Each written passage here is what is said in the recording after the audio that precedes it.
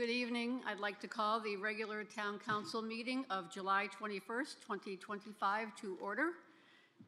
And if you can rise, if you're able, for a Pledge of Allegiance. I pledge allegiance to the flag of the United States of America and to the republic for which it stands, one nation, under God, indivisible, with liberty and justice for all.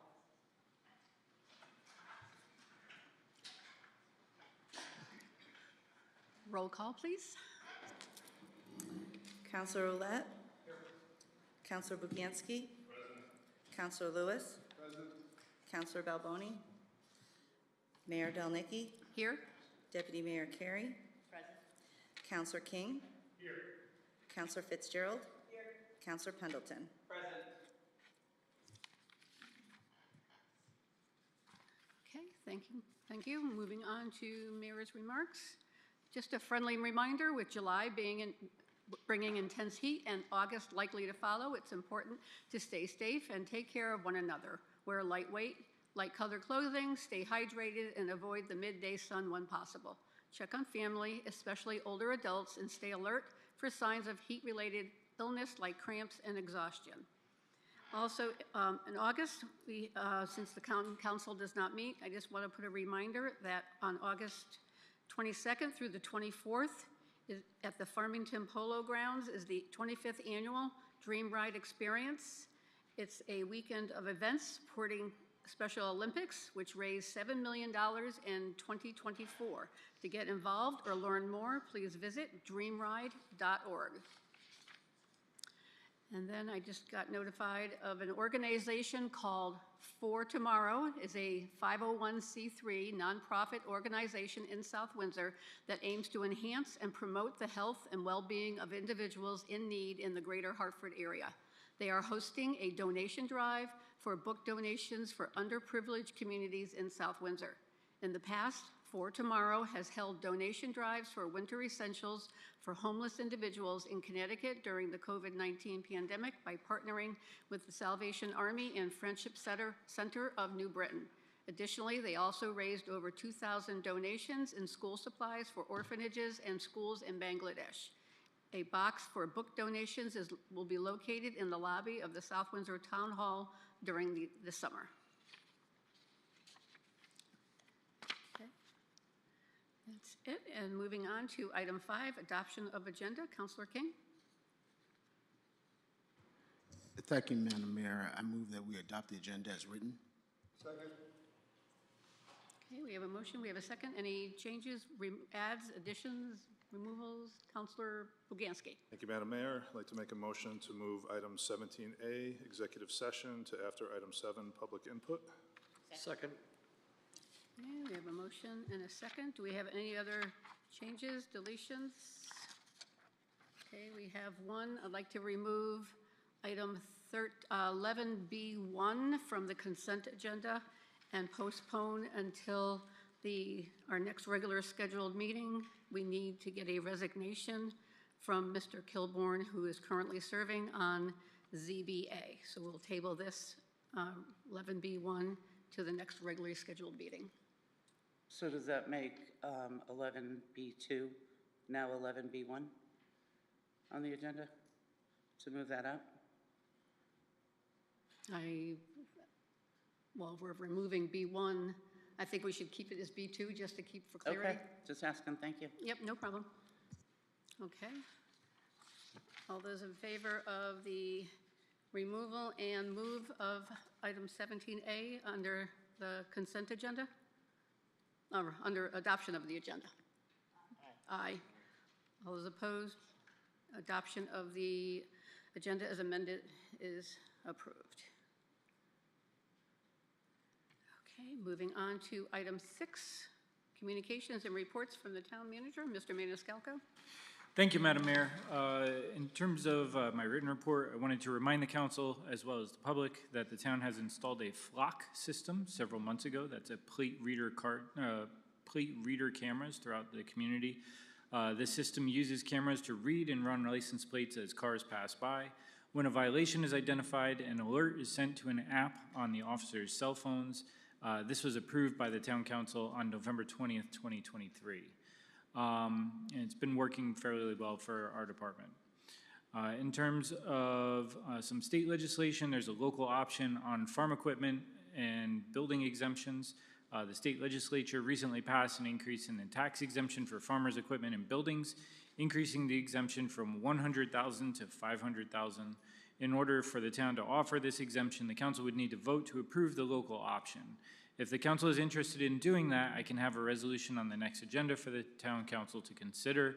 Probably we would come up with some additional research to identify what that actually would mean for all of you in dollars and cents as well. So if there's an interest for that, please do let me know and we can work on getting that together.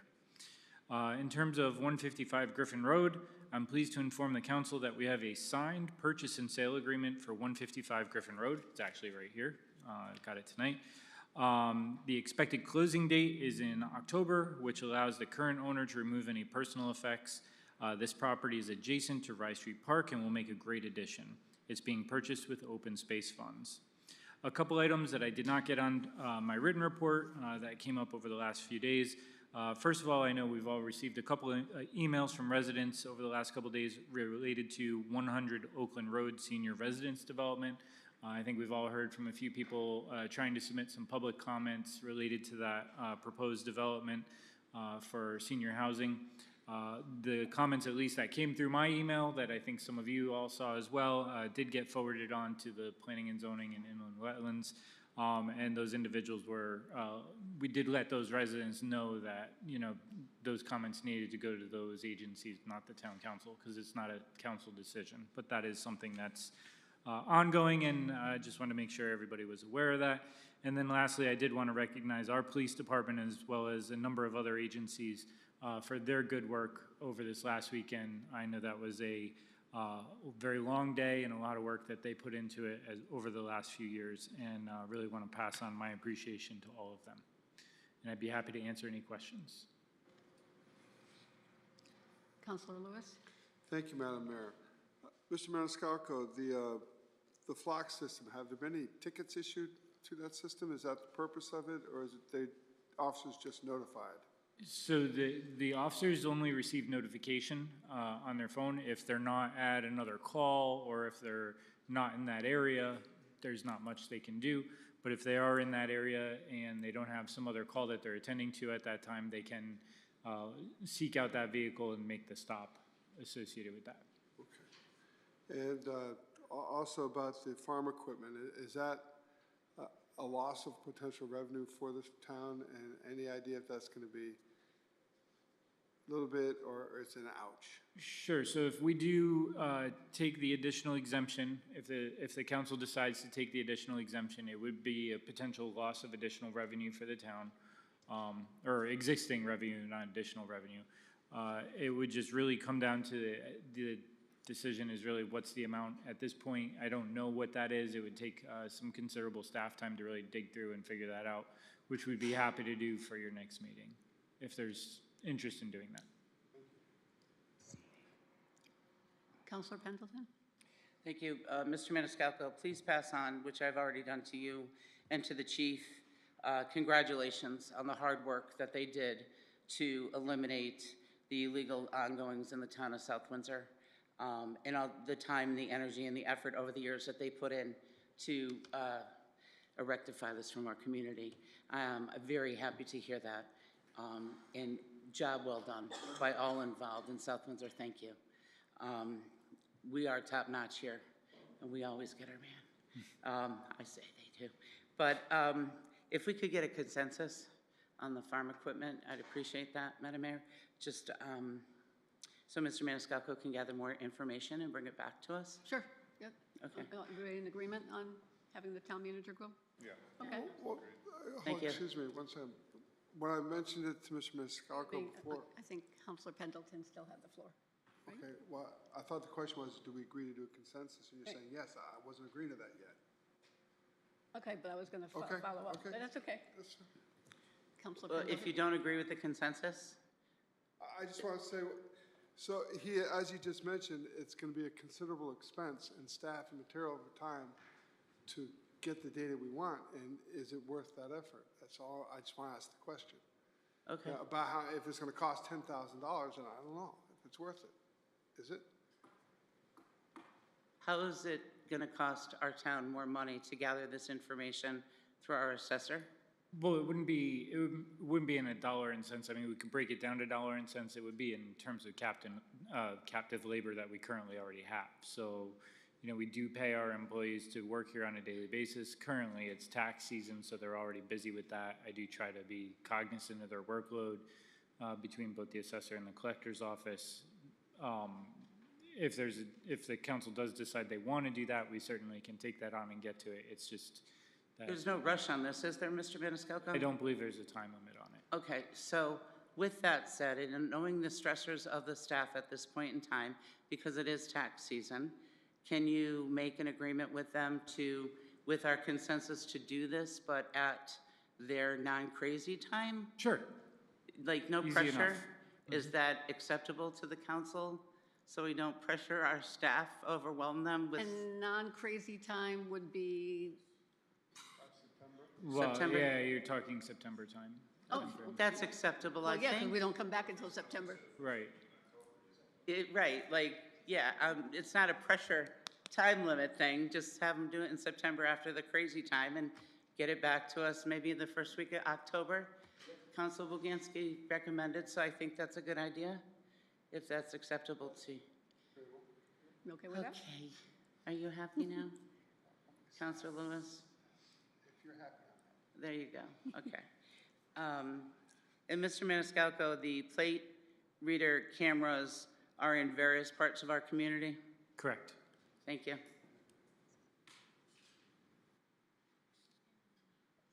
Okay, anything further for Mr. Maniscalco? Seeing none, moving on. Thank you, Mr. Maniscalco. Item 7, public input for items on the agenda.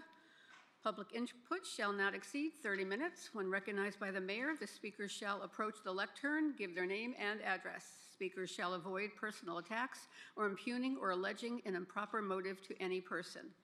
The speakers may address the council on any item on the agenda. The speaker shall limit their speaking time for up to 5 minutes. Is there anyone who would like to come forward at this time? Okay. Just name your name and address, please. I've already signed in here. Okay, perfect. My name is Ray Paul. My name is Ray, can you hear me? Ray Paulin, and I live at 25 Mohegan Trail in South Windsor. I'm here to speak to agenda items 12A and B, the athletic facilities referendums. It seems to me that the town has been approaching its athletic facilities piecemeal. The Parks and Rec 2021 failed lighted turf field referendum, the Board of Education high school lighted turf field and tennis court proposed referendum, and the Parks and Rec future gymnasium and indoor swimming pool additions at the Old Orchard Hill School location. Before you vote on these referendums, I suggest that you first need to hold what you call a quad. I would call it a quad +1 meeting to agree on a coordinated, prioritized plan for South Windsor's athletic facilities, both town and school. The quad +1 meeting would be in front of the town council, and participating would be representatives from Parks and Rec, the schools, the Public Building Commission, and Planning and Zoning, preferably the directors and superintendent, plus a South Windsor legislative representative, and would be moderated by one of the counselors. I'll use the three-phase Parks and Rec proposal as an example. Perhaps Phase 1, renovating Old Orchard Hill School, should really be phases 1A and 1B. The school enrollment bubble has passed through the elementary schools and is now on the middle school doorsteps. Should Old Orchard Hill School be needed as a middle school annex during the next 2 or 3 years, just as Wapping School has become the high school annex, perhaps Phase 1A should be bare minimum renovations to ensure that the school meets ADA and fire and building code requirements and is equipped with updated mechanical and heating system.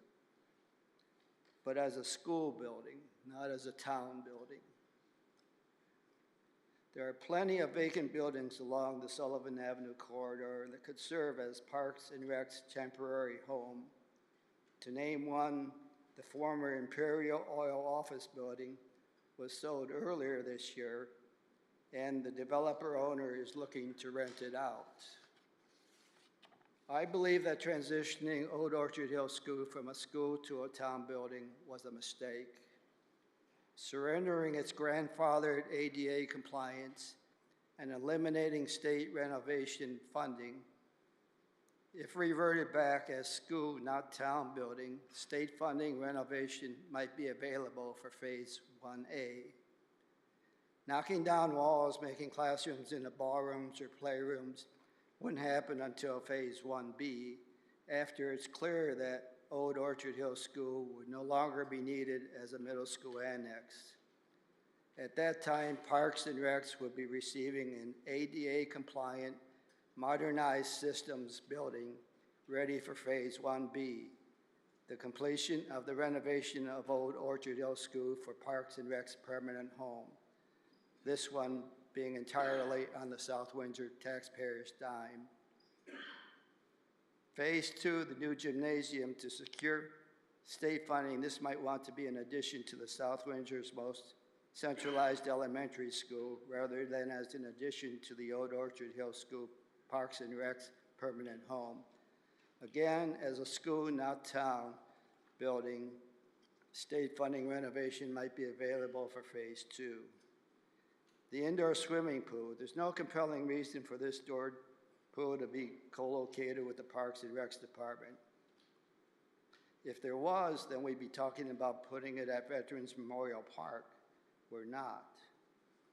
The indoor pool needs to be located where its high-use patrons are the high school swim team for the swimming lanes and the senior center for aerobics and therapy in the shallow wading pool. This means that the indoor swimming pool would be better co-located with the senior center, not at Old Orchard Hill School. Now, I may be talking out of school, but those who should know need to get out of their silos to talk to one another and agree on an athletic facility plan. Once done, then we can go to referendum.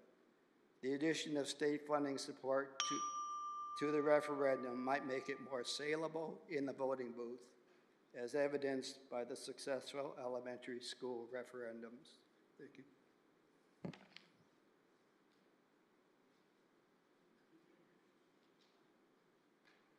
Thank you, Mr. Paul. Anyone else would like to come forward at this time? Going once, twice, seeing none. Moving on to item 17, Deputy Mayor Carey. Make a motion to go into executive session and invite Town Manager Michael Maniscalco and Assistant Town Manager Mr. Roberts and Vanessa Perry. The purpose is to discuss a collective bargaining agreement between the Town of South Windsor and UPSEU Local 424, Unit 65 municipal employees. Second. Okay, we have a motion. We have a second. Any discussion? Seeing none, all those in favor say aye. Aye. Opposed, motion carries. We'll go into executive session and we'll be back shortly. Liz, can you help?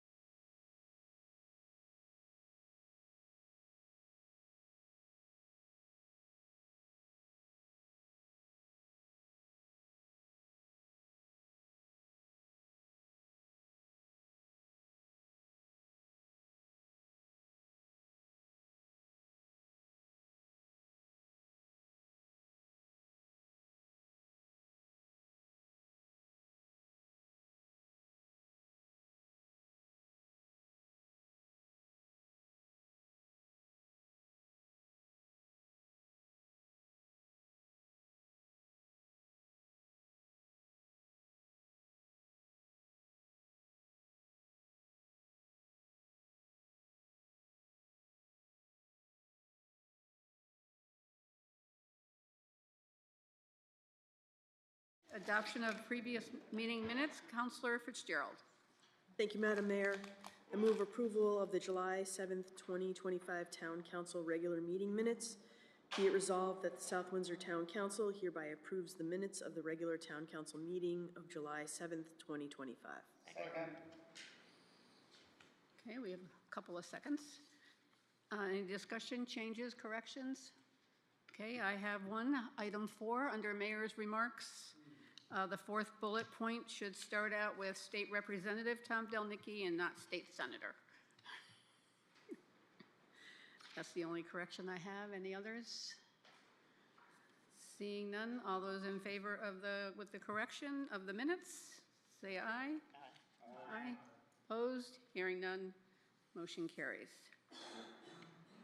Moving on to item 9, communications from liaisons, officers, and boards directly responsible to the council.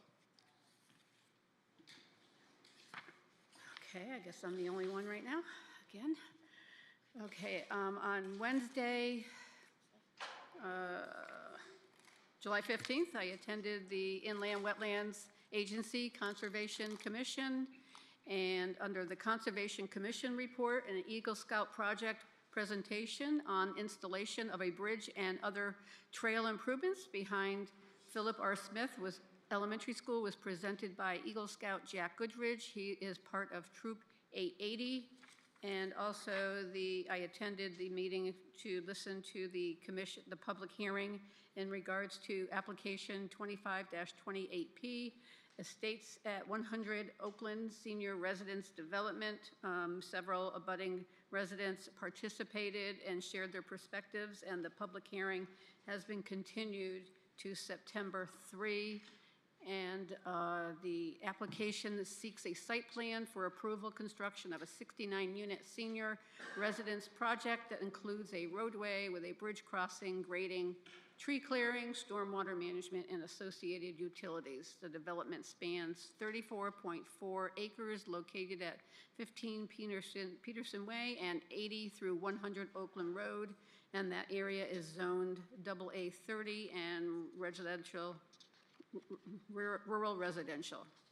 So if anyone wants to attend the public hearing with the Inland Wetlands Conservation Commission, again, the public hearing has been continued to September 3rd. And, okay, seeing none for item 9, moving on to item 10, reports from committees. Seeing none, moving on to item 11, consent agenda. Councilor Willett.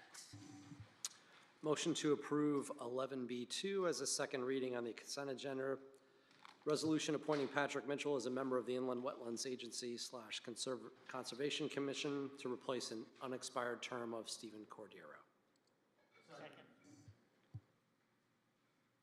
We have a motion, we have a second. Any discussion? Seeing none, all those in favor say aye. Aye. Aye. Opposed, motion carries. 11C, having none, miscellaneous. And item 12, unfinished business. Discussion item, consensus of the Town Council in support of a referendum for Parks and Recreation facility upgrades requested by myself.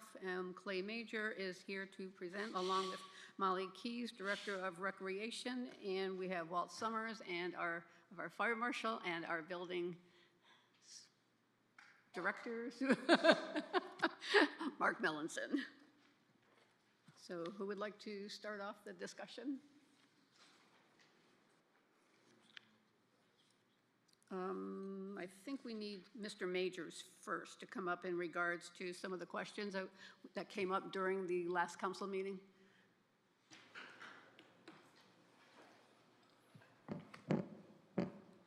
Good evening. Good evening. So I believe you have the questions, we had questions in regards to the roof, Correct. and I know Everything. Welcome back. Thank you. Yep. It's awesome. Thank you. I'm sure you've heard from your boss, the town manager, about all of our questions. So if you could please answer them, that would be awesome. I don't have a list of those questions. Do you have a list of them? I saw an email from Ms. Pendleton, Councilor Pendleton, with like 3 or 4 questions, which I replied via email to. Did you get those? If we do, actually, I don't unfortunately have them. I would assume that the town manager would, but if we could go back to the minutes from our last meeting that we just adopted, then we could go over all of those questions. So I would assume that you would have had them through your boss. Me too. I would have thought that. Right. So they were just like, there was like 3 or 4 questions, which I did answer. I didn't know there was a. Yeah, we can, yeah, we'll find, it's not on you. As Mr. Majors and I had discussed, I think the question is really in relation to the roof for the facility, and I think the current condition of the roof, as well as the warranty that's there, and maybe if you could give us an overview of the history of that roof and what you know at this point has happened. Sure, sure. So in 2013, the roof was completely replaced. It was a bid project by the Board of Ed, as you probably all know by now. It's a multi-level built-up, low-slope pitch roof, which means that there's not a great pitch to the roof. It's a very slow, because it is a flat roof. The roof, as you know, is warranted. It was bonded as well, so there, yep, certainly was. So the warranty is a no dollar limit warranty, which means that any material or labor defects are covered. If a tree falls on it, of course, it's not, and pokes a hole in the roof, it's not covered. The roof has been inspected every year since I've been in charge of the facility. The last roof inspection was done in February, which I believe I shared with you before. Yep. There was no obvious signs of anything needing to be done. I understand that the consultant came up and had some concerns about that, which I can address as well. A couple things that he had said, and if I'm getting off track, please stop me. A couple things that he had said was that there was water on the roof. I don't know when he took the pictures of the water on the roof, but as you all know, it's rained for 90 days and nights straight there in spring. Rained a lot, low slope roof. It's going to take a while to get the water off the roof into the drain. Typically, if the water stays on the roof for more than 48 hours, you should be concerned. That's not really the case here. So that was number 1. Number 2 was the roof drains were missing. So the roof drains were on the roof, but what happened was, and Molly can attest to this, and there was a police report too, I'm sure, there were kids on the roof. And what kids do is they take those roof drain covers off, and they're heavy cast iron roof drains, and they put them next to the higher roof, and then they'd step on them to get up to the secondary roof. That's what they had done. So they were stacked. After the last meeting, I said, what do you mean they're missing? I went up on the roof. They were stacked right on top of one another so that the kids could get up on the roof. I removed them, put them back in place. One is missing, and Excuse me 1 second. I have a question. Kids on the roof? Yeah, it's been a common occurrence, unfortunately. They jump up, one kid on top of another, and up onto the roof. Part of the roof on the Andrews side is very low, and they can get up on the roof, yeah. Is there any way to, yeah, Well, we call the police, and they try to do what they do best, obviously. okay, 'cause that's just, when I heard you Yeah, say it's a kids scary on the thing. roof, I was, It's a scary thing, for sure, but kids will be kids. So the last point was the flashing on the roof, and so the flashing is kind of, when you look at the picture, it's a little deceiving, only because it's a silver flashing painted coating on the flashing upper part of the roof. It's about yay high. It's where the roof goes from flat to the top. We call it a parapet wall, and that cracks over time. It's not an indication that there's a big crack in the roof. There's an indication that some of this has peeled and cracked. So when the inspector came up to look at the roof, if he had said to me, hey, Clay, this is a real concern, we need to address it now, we would have addressed it.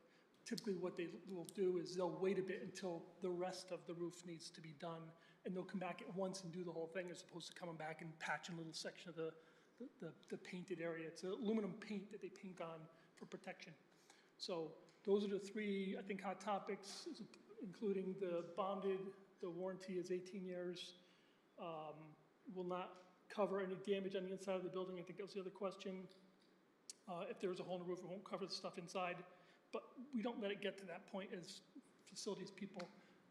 We do our inspections, there's no leaks inside the building. That's a big first indicator of, you know, what's going on? There's a stain in the ceiling tile. Let's remove it and check it out. That's not the case here. So just to clarify and maybe help out some of the counselors with questions, is the roof actually leaking into the facility? Because I know that was a question. The main building roof is not. The main building roof is No, not leaking. that was at this replaced, time. no. Thank you.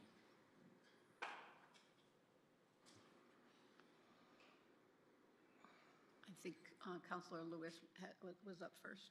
Thank you, Madam Mayor. You're welcome.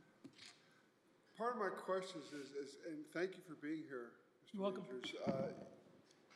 I hear you, you sound very good, like you know what you're talking about, but then the architect comes, or the group that has hired the architect, and they say, well, and they sound just as good, and say, well, the roof is bad, it's gotta go, the warranty's voided out because it's public in the water, and there's pictures of that, and then they roll off all these things, and say, well, gee, that's concerning.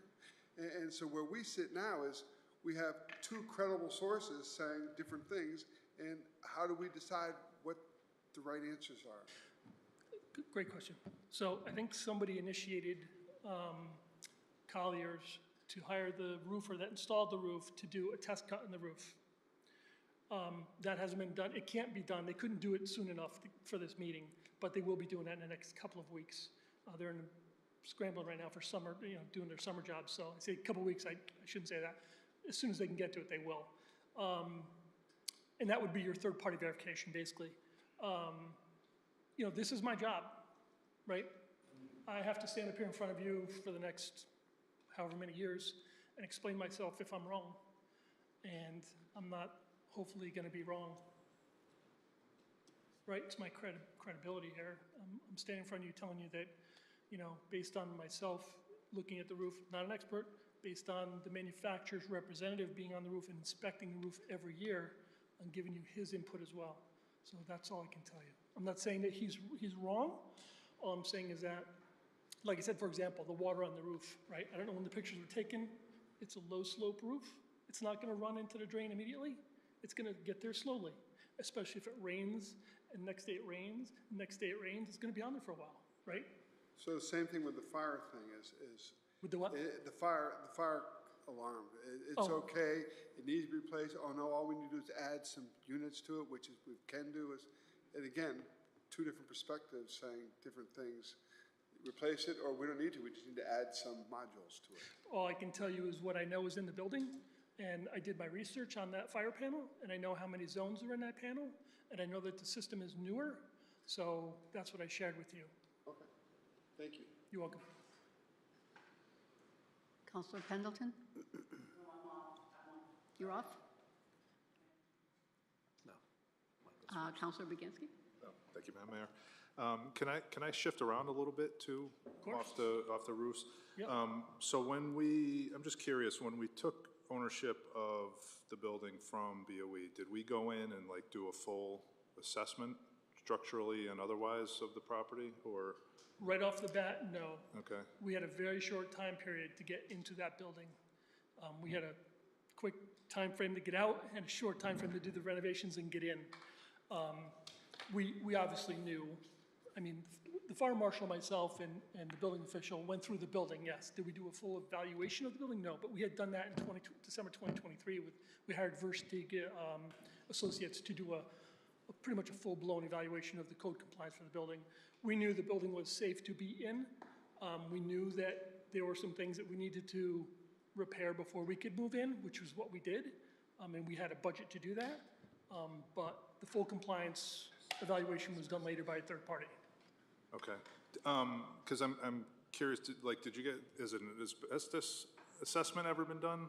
I know I've got the paperwork on the lead assessment, that's but I fine. don't see anything on Oh, asbestos. And that's asbestos- another one where we've got conflicting, one report says there is nothing, and then we've got pictures of tiles and Well, I things. have a full report from the Board of Ed on the asbestos in the building. Some of it has been removed. I removed some of it before we moved in Okay, because we had to do work above the ceiling, so I had to remove that. There's also, absolutely factual floor tiles, 8x8 squares. Yep. 99% ACM, Yep. asbestos-containing material inside those tiles. The glue, 99% window caulk, window glazing, like I said, pipe insulation. There's a litany of asbestos. Now, some was removed as well by the Board of Ed. There was room 204 or 214, I forget now. They went out to bid, they removed the carpet and the tile and the mastic. Again, I also removed some of the flooring tile because it was loose before we moved in one of our maintenance room because it was popped up and missing, and it's a tripping hazard, right? So I hired our environmental consultant. Before you do anything, tell me if it's asbestos. Yes, it's asbestos, okay. Now we have to go through the practice of encapsulating or, setting up the air entrapment and all that stuff, air evacuation before they can remove it. So in fact, there is absolutely asbestos in that building. Yeah. Oh, absolutely, still. I have the full report. We have any idea what the potential cost on that is? Do I what? Do we have any idea what the potential cost on that is? No. The remediation? No. I believe, though, the consultant that came up gave you a contingency for the abatement part of the renovation, which is the $10 million renovation version. He gave you a line item in there for contingency, and part of that was for abatement, not for the whole building, but for those parts that were going to be renovated. Okay. All right. I may circle back, but Okay. Deputy Mayor? So, Mr. Major, again, thank you for coming. You're welcome. Now, you just said that you had, you did have an evaluation done later. Yes, And is there a report on that? yes, And is that something that we could get our hands on? absolutely, yes. I will say that we weren't terribly thrilled with the report. The consultant delayed and delayed and delayed and delayed and finally sent us something, and I felt like he sent us something quick to get us off his back. He does identify the ADA code. He didn't identify the fire sprinkler system, which I think Mr. Melanson can address for you. But he did address some other items. But there was a report. It's a 2-page summary, if you will, not a full report like you might expect, but a summary. But I can certainly have the town manager's office forward that to you. Okay. And then, just because I'm not sure I'm getting this right, so there's 18 years left on the warranty, or the warranty is 18 years? No, the warranty is 30 years. There's 18 years left. And when that roof was done, was the whole roof done? So, like I always use, like, my shed just got done, and when they did it, it was really the flashings around my skylight that was the problem, but they explained to me that when they were pulling the skylight and the flashings, they were gonna have to do the whole roof at that point. I had the report, and I could not find it right away, but I believe the entire roof was done. With that being said, I will find that report and make sure the flashing was done as well. Because there was a question about, it could have been, cost prohibitive to remove the flashing if it wasn't in that bad of shape and they maybe went over it. I do want to confirm that. But the flat part of the roof, every inch of that flat part of the roof was done. It's just the flashing that the roof meets the upper part of the roof. So when you walk with the contractor that did this, are they evaluating the flashing because that would fall under their warranty? Entire roof. Everything that you see is under warranty. Even if they go over it, they take responsibility for it. They're not going to say, "Oh no, we didn't touch that. We're not." No, this whole roof is a system, and when they do a roof, it encapsulates the roof. So they take full responsibility for it. Okay, thank you. Thank you. Okay, moving on to Councilor Pendleton this time. Thank you. You said that this was bonded. Was it its own referendum, or was it part of another referendum, and how much did it cost us initially? Oh, no, I don't mean bonded as in going out to bond. I meant bonded as in there's a surety for the roof. So if there's a performance issue with the roof, it's bonded. So if something went wrong in the construction phase, you could go after their bond, which would cover, say, for example. Oh, we didn't bond it. I don't know. How did we pay for it? I don't know if we bought, I don't know that, I'm sorry.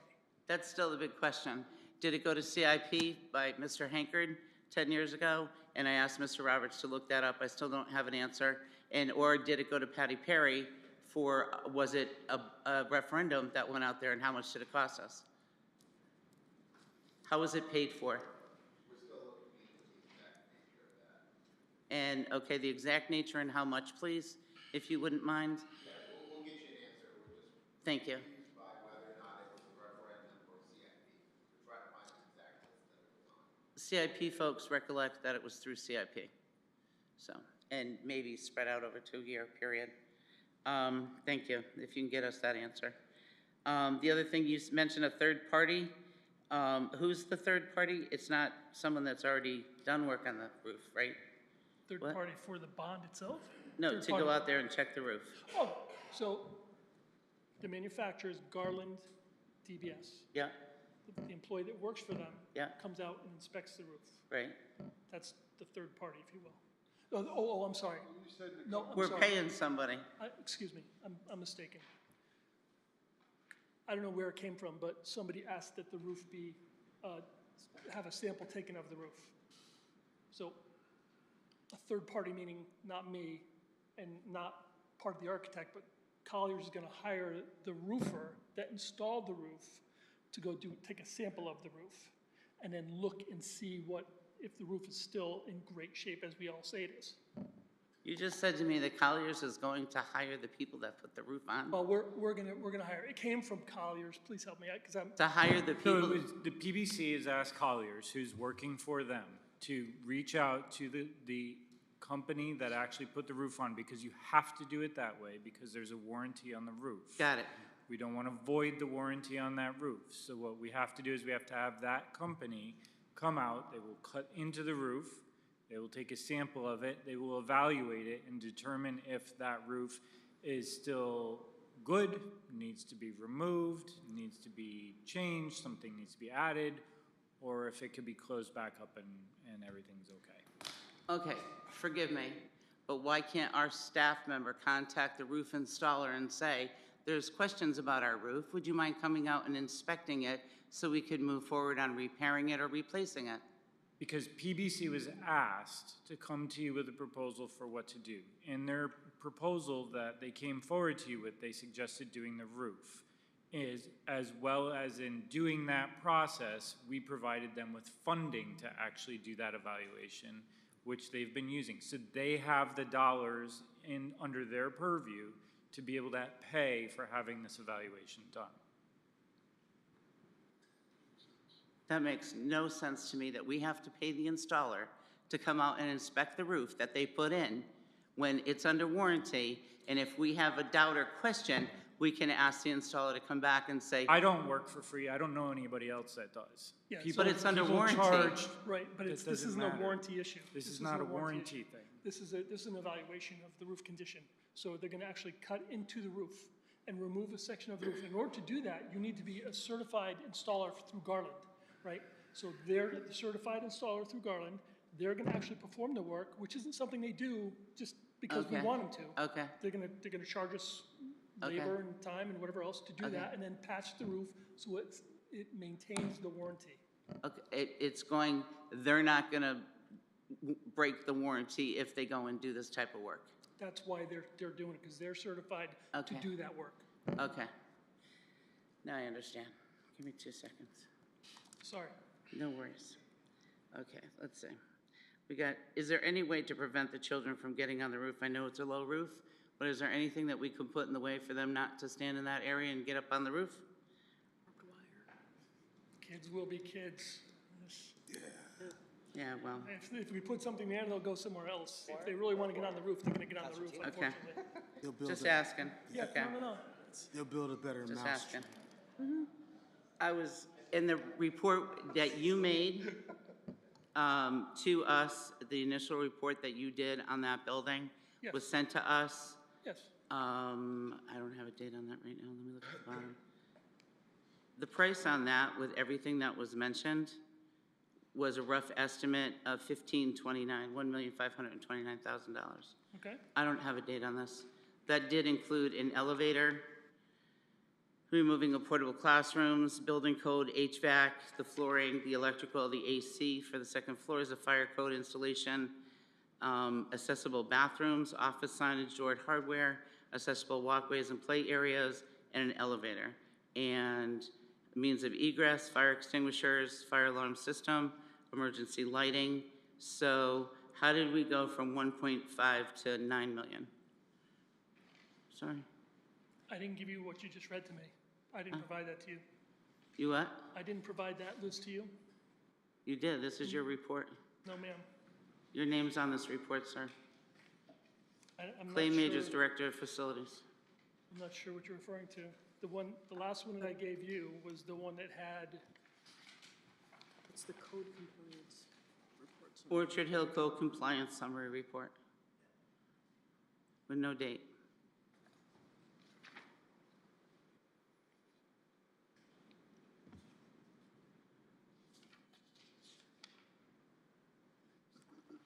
In August of 2023, hired Verstige Associate, a code compliance. this was a while ago. You're right. 2023. Yeah, this was a while ago. I'm sorry, I forgot all about that one. No That was- worries. The last report I gave you was the one I was thinking of. The last report you gave us, with what date? You know what? There's no date on that one either, but I emailed the town manager and he sent it to you all. That was the one with the storage building on it, if you remember. No, sir, I do not. I'm sorry. The boilers. Mr. identified- Maniscalco, did you send that one to us or not? Because I don't remember that one. He did Saw a not. couple I other didn't get people that one. nod when he showed the pictures, so So- I'm fairly certain he did. I have a rough ballpark budgetary estimate for the work that was in that report. This was a report that I put together asking that if the roof wasn't going to be done, that those funds would be used for these things because we weren't looking at doing a full renovation, a $30 million renovation. The council was somewhere in the $9 million range. So I said to myself, look, if the roof doesn't need to be done, let's do some of those things that maybe we can't get done with that extra $1.5 million. That's the report that I sent you last, right before I went on vacation. And that had ballpark budgetary estimates for the demo of the portables, new boilers, automation, tank removal, bringing natural gas to the building, abatement of VCT and cafeteria, and new flooring, Butler storage building, a total of $1.425 million. That was 2 meetings ago? That was at the last council meeting, and when the clerk emailed out our agenda, she said to please bring the attachments from the last meeting. Okay. I didn't bring my documents from last meeting, sorry. Didn't know I had to. Okay. So there's no numbers in here, right? Or is there? Again, those are new numbers, but they don't include the elevator. Again, this was my hopes of convincing the council to do these additional items if we weren't going to have to do the roof. Not knowing at the time that you may be still considering a larger renovation. Oh, these are in addition. If we didn't have to do the roof, this is what you would use the roof money for? That's correct. Okay. Well, I'm assuming with the. But that doesn't give us your initial report of, that's in here, that includes the elevator and the upgrades to the boiler and the upgrades to the fire So system. that's because the consultant gave that to you. So this is in addition to that Remember? 9 million minus the roof. This So is- those numbers this is the match these numbers? This is the 9 million, this is the original 9,345,000, and without the roof is 7,332.5. So what you're saying is keep the 9 million and change, so if there's left over to use for other. I'm saying if we don't replace the roof, it's 7 million and change, Yep. right? Use that money that we would have replaced the roof with to do those things in this report. The boilers, natural gas to the building, the VCT in the cafeteria, all those 4 or 5 things that I listed, the storage building, removal of the portables, the underground storage tank.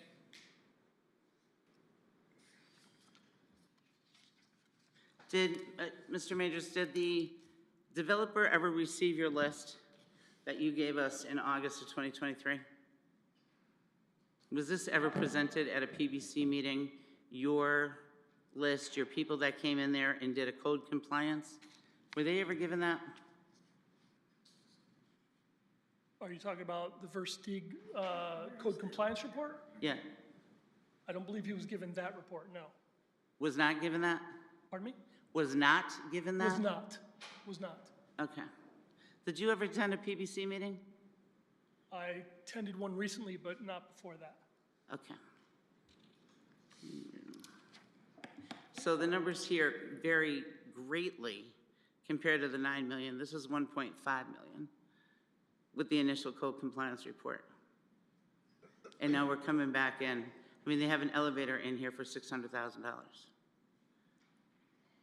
So there's a huge difference in cost and price from August 2023 to where we are now.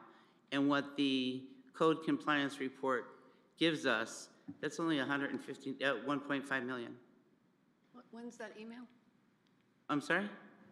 What's I the- think, can I just stop you for a second? Sure. Because I got to tell you, that report was done by a company that reviews buildings for code compliance. Right.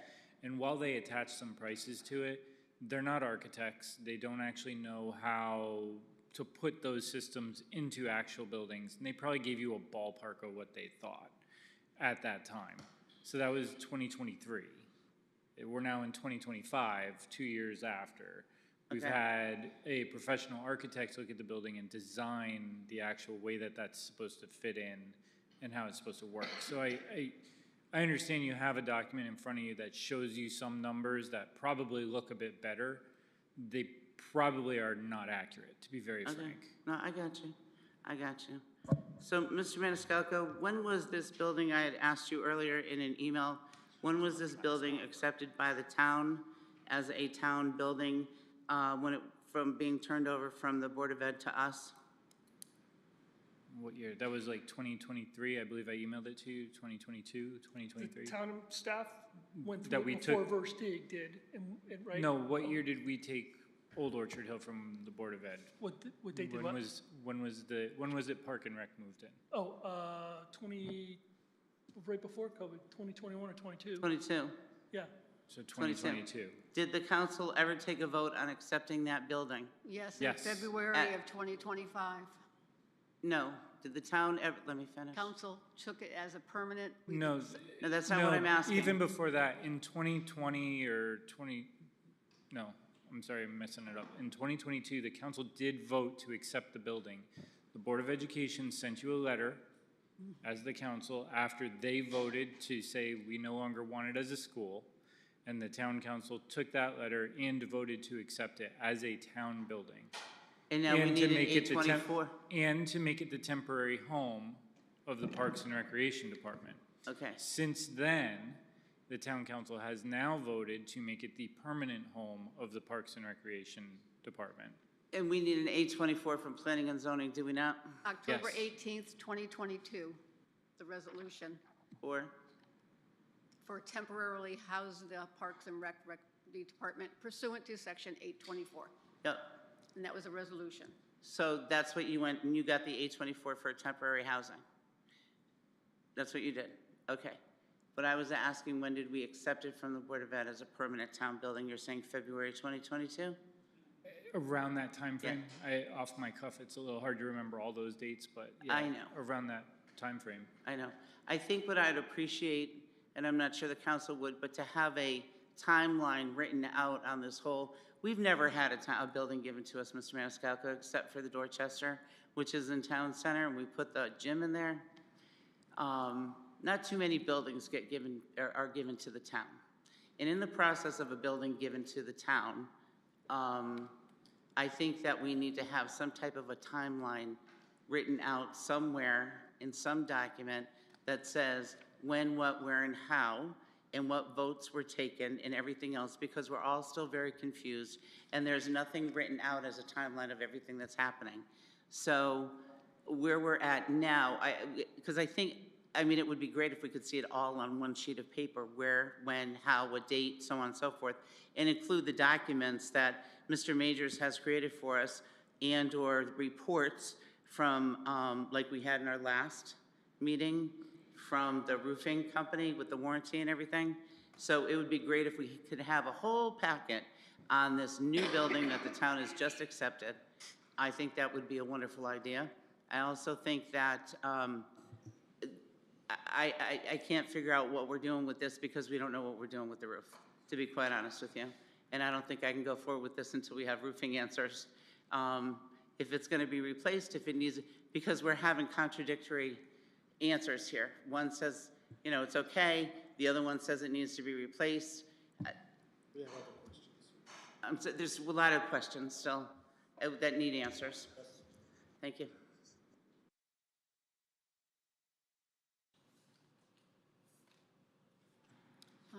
Counselor Willett? All right, so I'm not going to go down the path on the roof anymore. I think there are some questions. We would all just like a definitive answer. Is it good or not good?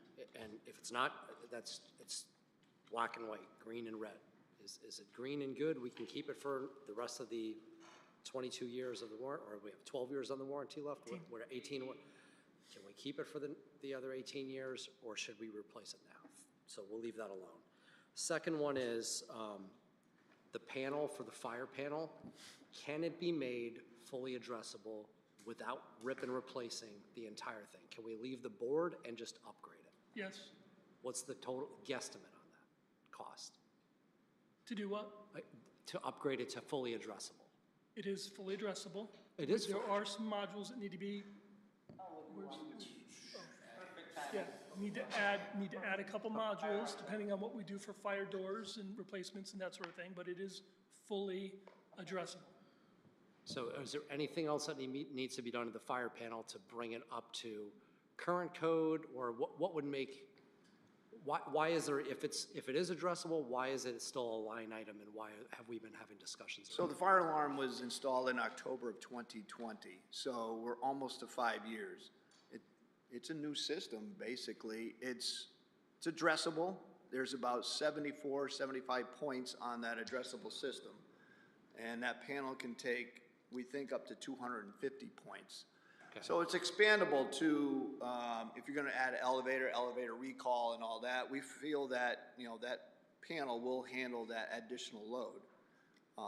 I think the PBC is, you know, being upfront with you, it's 5 years old.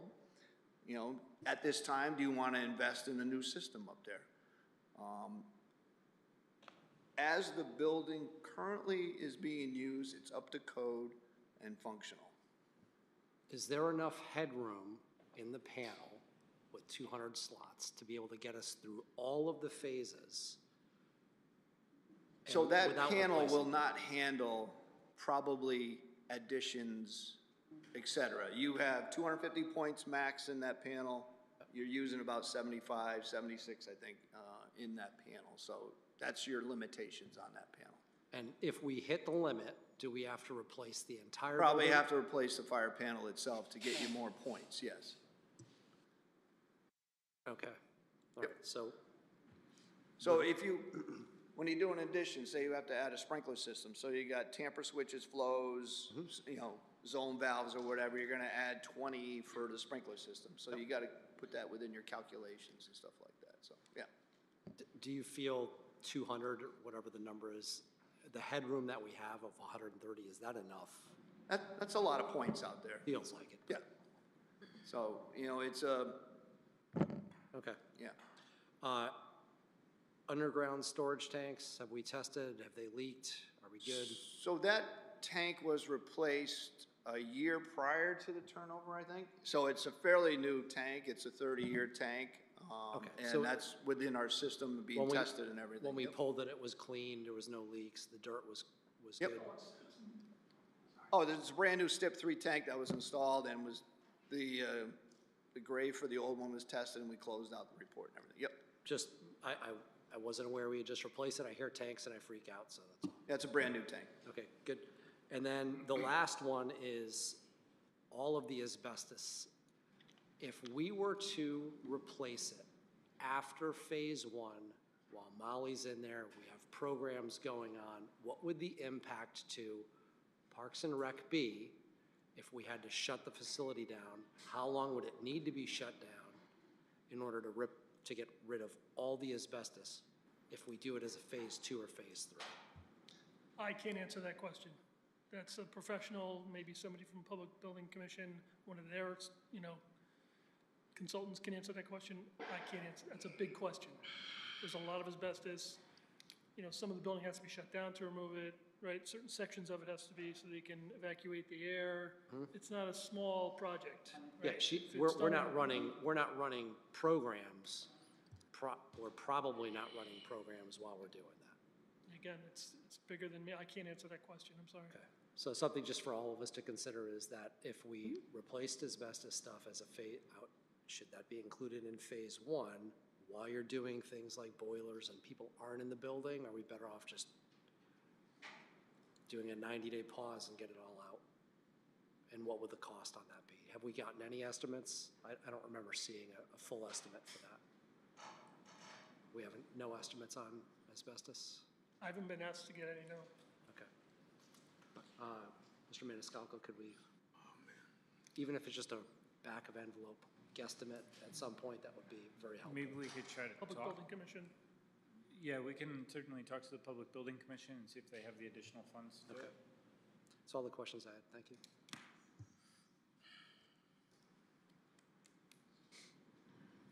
Counselor Fitzgerald? Thank you, Madam Mayor. In the code compliance report summary that Mr. Maniscalco sent to all of us a couple of days ago, there was a recommendation in there for a full HVAC evaluation to be done to determine if the system that was there was adequate for the increased ventilation demands from fitness and meeting rooms and the increased level of physical activities in the fitness room. Was that HVAC evaluation ever done? The only HVAC system that we have are air handlers that are not conditioning the space. They're just blowing air for ventilation. We have window units there, but the building isn't air conditioned. So if you ask the Public Building Commission to do an evaluation to see what it would cost to put that in those spaces, that's a question for them. So what I think the Versteeg report is showing is if she moves programs around where you take a classroom and you take down a wall and you turn it into an assembly or a gym space, if she changes the program rooms, then that evaluation needs to be looked at, if there's enough, for that new use of that space. So I think that's what the report is talking about. So, and I guess this isn't not really a question for you guys. I don't know who it is a question for, but if we're taking a town building and we're turning it over to the Park and Rec Department to use as a Park and Rec facility where there's going to be physical activities going on and there's going to be people in rooms and there's no evaluation of, there's no HVAC system in the, none of the old elementary schools had air conditioning. There's no air conditioning in this building except for, if you throw an air conditioning unit into a window. So, I don't know, we're taking a square peg and trying to fit it in a round hole, I think. We're taking a building that is not designed to be a Parks and Rec facility and trying to turn it piecemeal into a Park and Rec facility. And I think that's another big cost down the line that I'm not sure if we've considered that. Thank you. I think that's all I had. Oh, there was findings of lead paint in the building. Is the lead still there too? Or has that been painted over or remediated? It's been painted over, most of it. There may still be some. Okay. And I share your concerns with all of the asbestos in the building. Thank you. Thank you. Councilor King? Thank you, Madam Mayor. I appreciate you being here. So over the past couple of weeks, I've been thinking about a couple of things, and so I will try to be as direct as I possibly can. So you're buying a home. There's a difference between an assessment and what that home might be worth, and an inspection in which that home is actually worth. It sounds to me, and I've only been on this council since 2021. So I'm learning as I go. Knowledge is power. It sounds like our town, via our town manager, has done an assessment as opposed to an inspection. Am I correct or not? That's a fair statement. That being said, would you suggest to this council, based on the fact that we did an assessment as opposed to an inspection, because as the town manager said, you are paid, we are free, so you're paid to do a job, that because the inspection wasn't done, now can we go back and go to the Board of Ed and say, you owe us? Because you said you're... Oh, they gave it to you for free. Right, but what you didn't do... So, Right. no. I just want to It's make not sure... what I didn't do. I think we need to go take a step back, and you can. need to look at the time in history. That's what the councilor town- asked for. Wait 1 second. Yes, sir. Can I finish speaking? You Or are can definitely gonna- do, because right now we're at a place where we're being asked to consider the difference between... Counselor King, can he at least just answer the question? Yes, but I'm an elected official, and so I will have the floor. Before Yeah, but you I asked the will question. have the floor because So go I am ahead. an elected official by this town, and I am asked, based on the decisions that we make as a town council, to say what we spend our money on. I am not paid, you are, and you pay your people, and your people work for you. You said earlier on the record that certain people are paid and that certain people are not. So I want to know, because we have an assessment versus an inspection, should we be going after the Board of Ed, who gave us the building for free, and say, hey, you gave us this for free, but we have problems with it?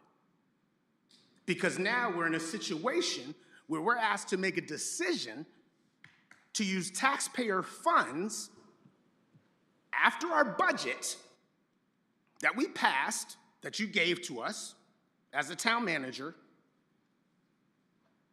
to say, hey, we need more money from you for an assessment rather than an inspection. And so I want to know, can we go after the Board of Ed for all the deficiencies that are in this building? Am I allowed to answer now? You can answer now, yes. Oh, thanks. You're I very appreciate welcome. that. You're very welcome. No, it's okay. I'm very fine. Again, I'm elected to this. No, that's fine. I'm very fine with this. I'd want to know, because this is what happens in politics. Counselor King, can we, I'm very calm. no, can we just bring the level down? Just- I'm asking a direct question. I get it. Yes, Madam Mayor. Please, Out of please, respect? please. Yes. So yes, you may answer the question, please. Thank you. So I would say, first of all, that that's a pretty big mischaracterization of the situation, to be very frank. The town found itself in a situation where we were leasing the Wapping School from the Board of Ed. The superintendent and the Board of Education came to the town and said, we need that building back because of the increased student population. And I think it was about a year or less that they needed that building back. We didn't have that much time. I actually remember talking to Councilor Lewis about this. He said, I don't think they're gonna need it that fast, really? Do you believe that? And I said, go ask the superintendent. And he did, and he came back, he said, you know what, you're right. Wasn't a counselor then. He wasn't a counselor then, he was on the Park and Rec Commission. So the town found itself in a situation where we had to move quickly. We don't have a choice. We have a very large Parks and Recreation program that our community relies on and depends upon for numerous different reasons.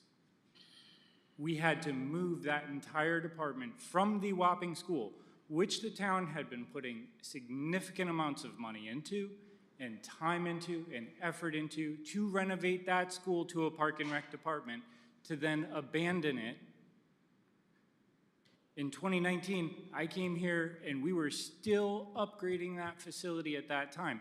We abandoned that work to then go to Old Orchard Hill to start that work again. And I believe the budget to do that was $200,000. It was very small, let's just be honest. For $200,000, we had to move it, I believe the overall total budget for Park and Rec is like $3 million. We had to move a $3 million department that provides preschool services to our residents, after-school services to our residents, summer camp services to our residents, as well as a whole litany of other opportunities and things to everybody else in the community. That's a very, very tall order. And to sit here and just say, well, you only did an assessment is an incredible mischaracterization of that situation. Received. So if you had Can to I'm not done. No, not at all. Unless you want to Please. keep going. No, not at all. Please keep going. Please. Now, I'm a you said volunteer. on the You're paid record- for this. Yep, go ahead. I'm sorry? I said, I'm a volunteer. You're paid for this, so please, Okay, go ahead. can we have some decorum here, please?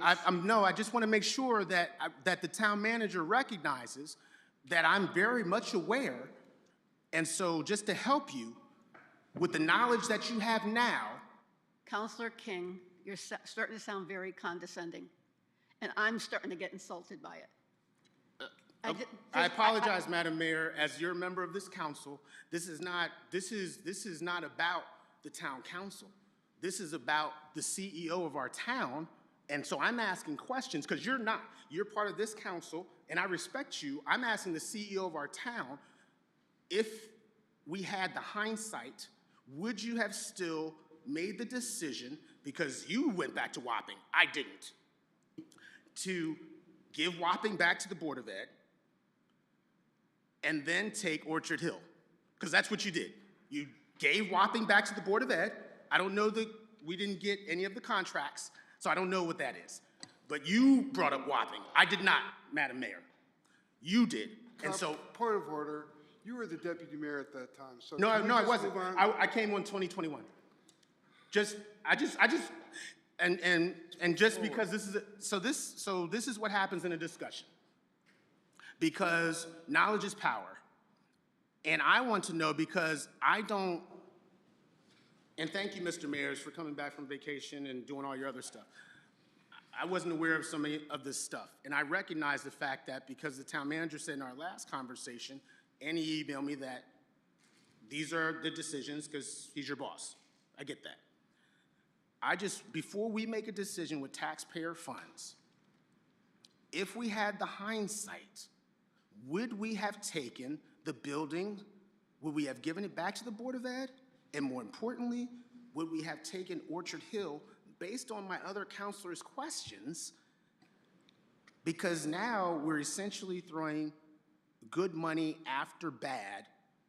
And if you had to do it over again, would you have had the inspection rather than the assessment? So, to get to that answer. Yep. Now, Yep. first of all, I want to make one clarification. You said, would I have taken that building? I have never taken that building. The town council voted. Okay? So let's make sure that we're very clear in that. That is a very big difference, and it's a huge distinction. So, after the building was accepted by the town council, we moved the Park and Recreation Department there to a tentative home. The town council set up a committee to try to identify locations. They went through a laundry list. I believe it started at 10, 15, brought it down to about 5 that really made a whole lot of sense. I put a ton of time into that committee. They came down to just a handful of 2 to 3, one of them being Old Orchard Hill.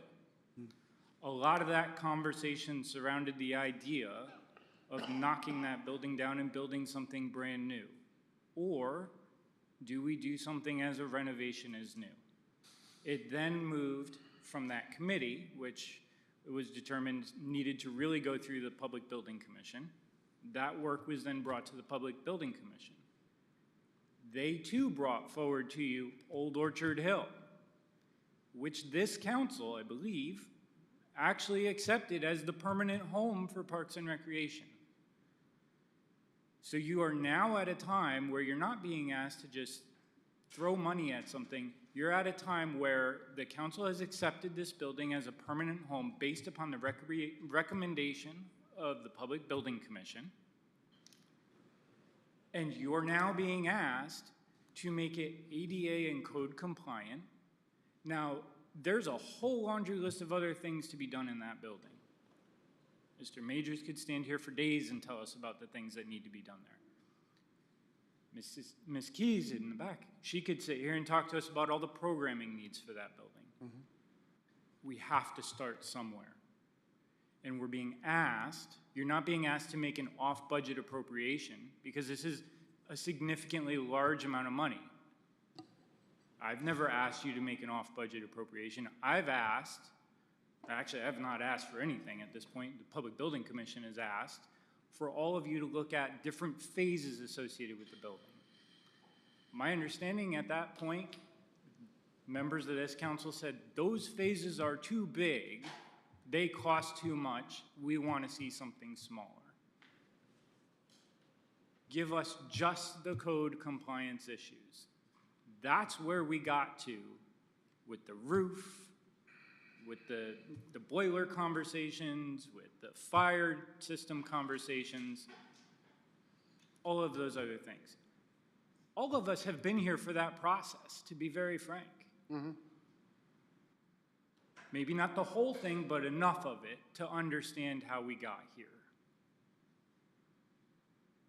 I think moving forward, we need to look at this point, the PBC came to all of you with approximately $10 million, and I believe yourself and I, as well as the mayor, had a conversation with the chair of the PBC recently about that. We talked about the roof. We talked about the fire system. Right.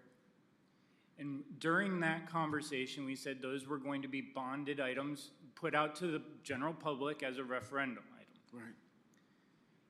If it turns out to be that the roof doesn't need to be done, for example, we can then go and say to, because of the wording within the resolution, we can say to the PBC, look, you have $1 million worth of savings.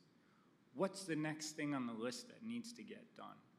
Because we all know sitting here today, there's probably $20, $30, $40 million worth of work that needs to happen at Old Orchard Hill.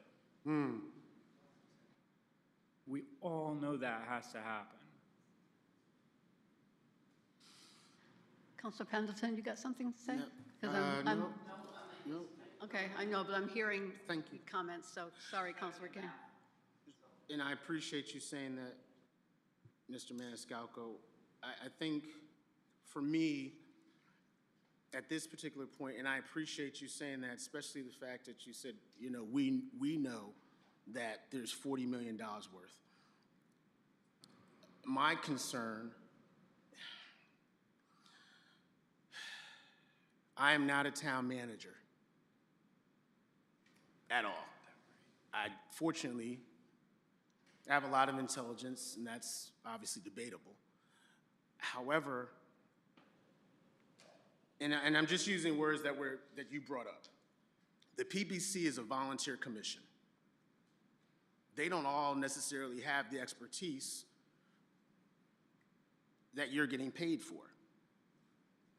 Knowing that we have $40 to $50 million worth of work, and you are the professionals, why didn't you say, nah, there's $40, $50 million worth of work we got to do? Because that, and again, to Councilor Toby, I apologize for his last name, that never came up. Like, you never said, as the CEO of our town, guys, $9 million isn't going to cut it.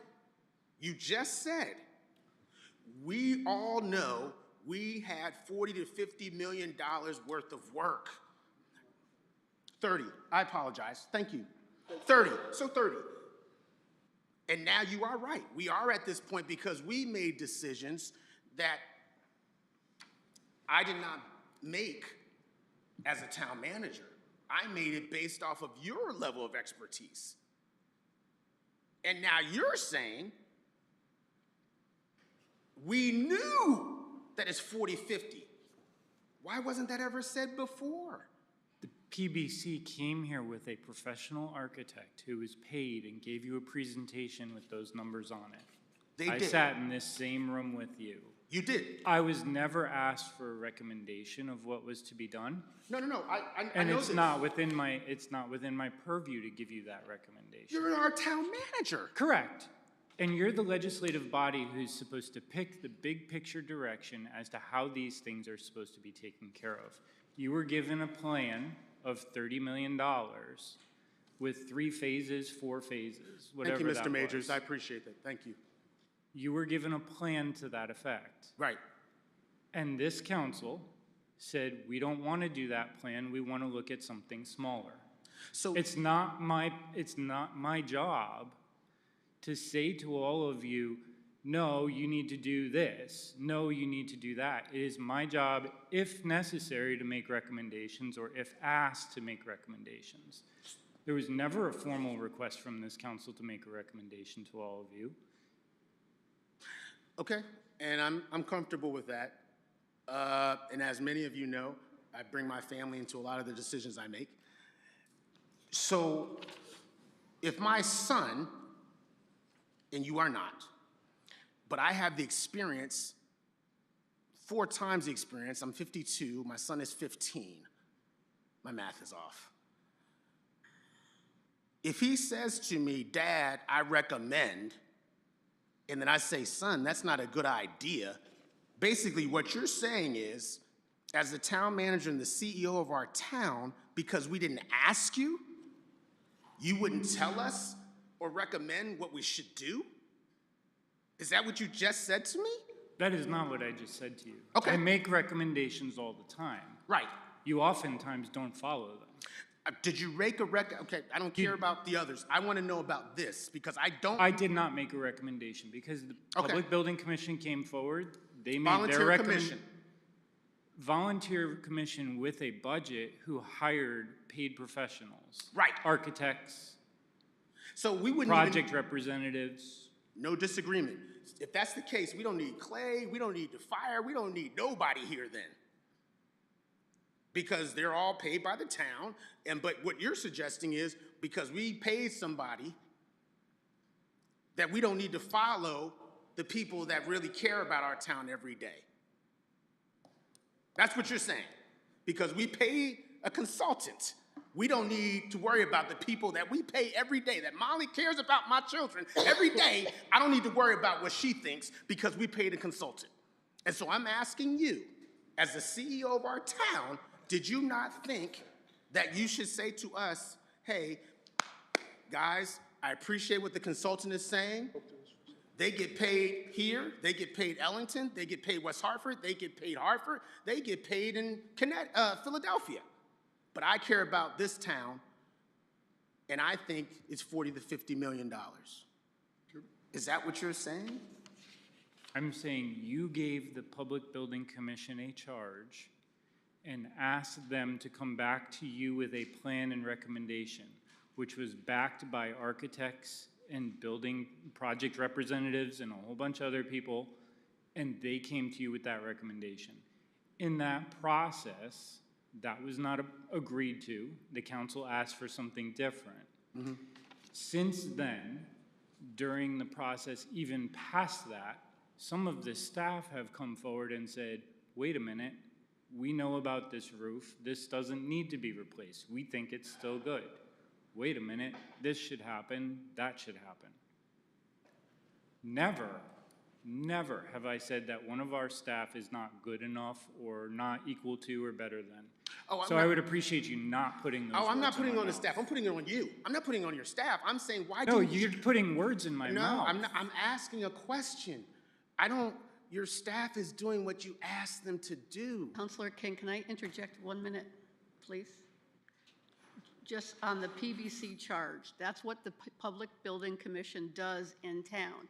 They recommend to the council, and the council takes the recommendation or makes changes. That's how the community center was built. That's how the library was built, by the PBC. They take direction. The town manager does not get involved in that until we get into the process of going for funding. As true as that may be, even you must admit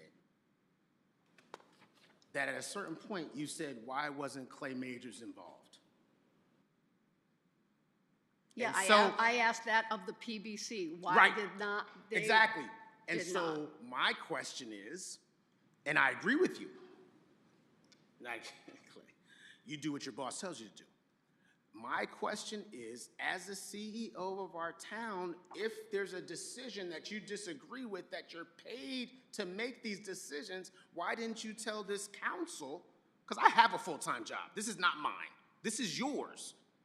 Why didn't you say, as the professional, using your words again, hey guys, I appreciate what the PBC is looking to do. However, again, using your words, we know this is a $30 million situation.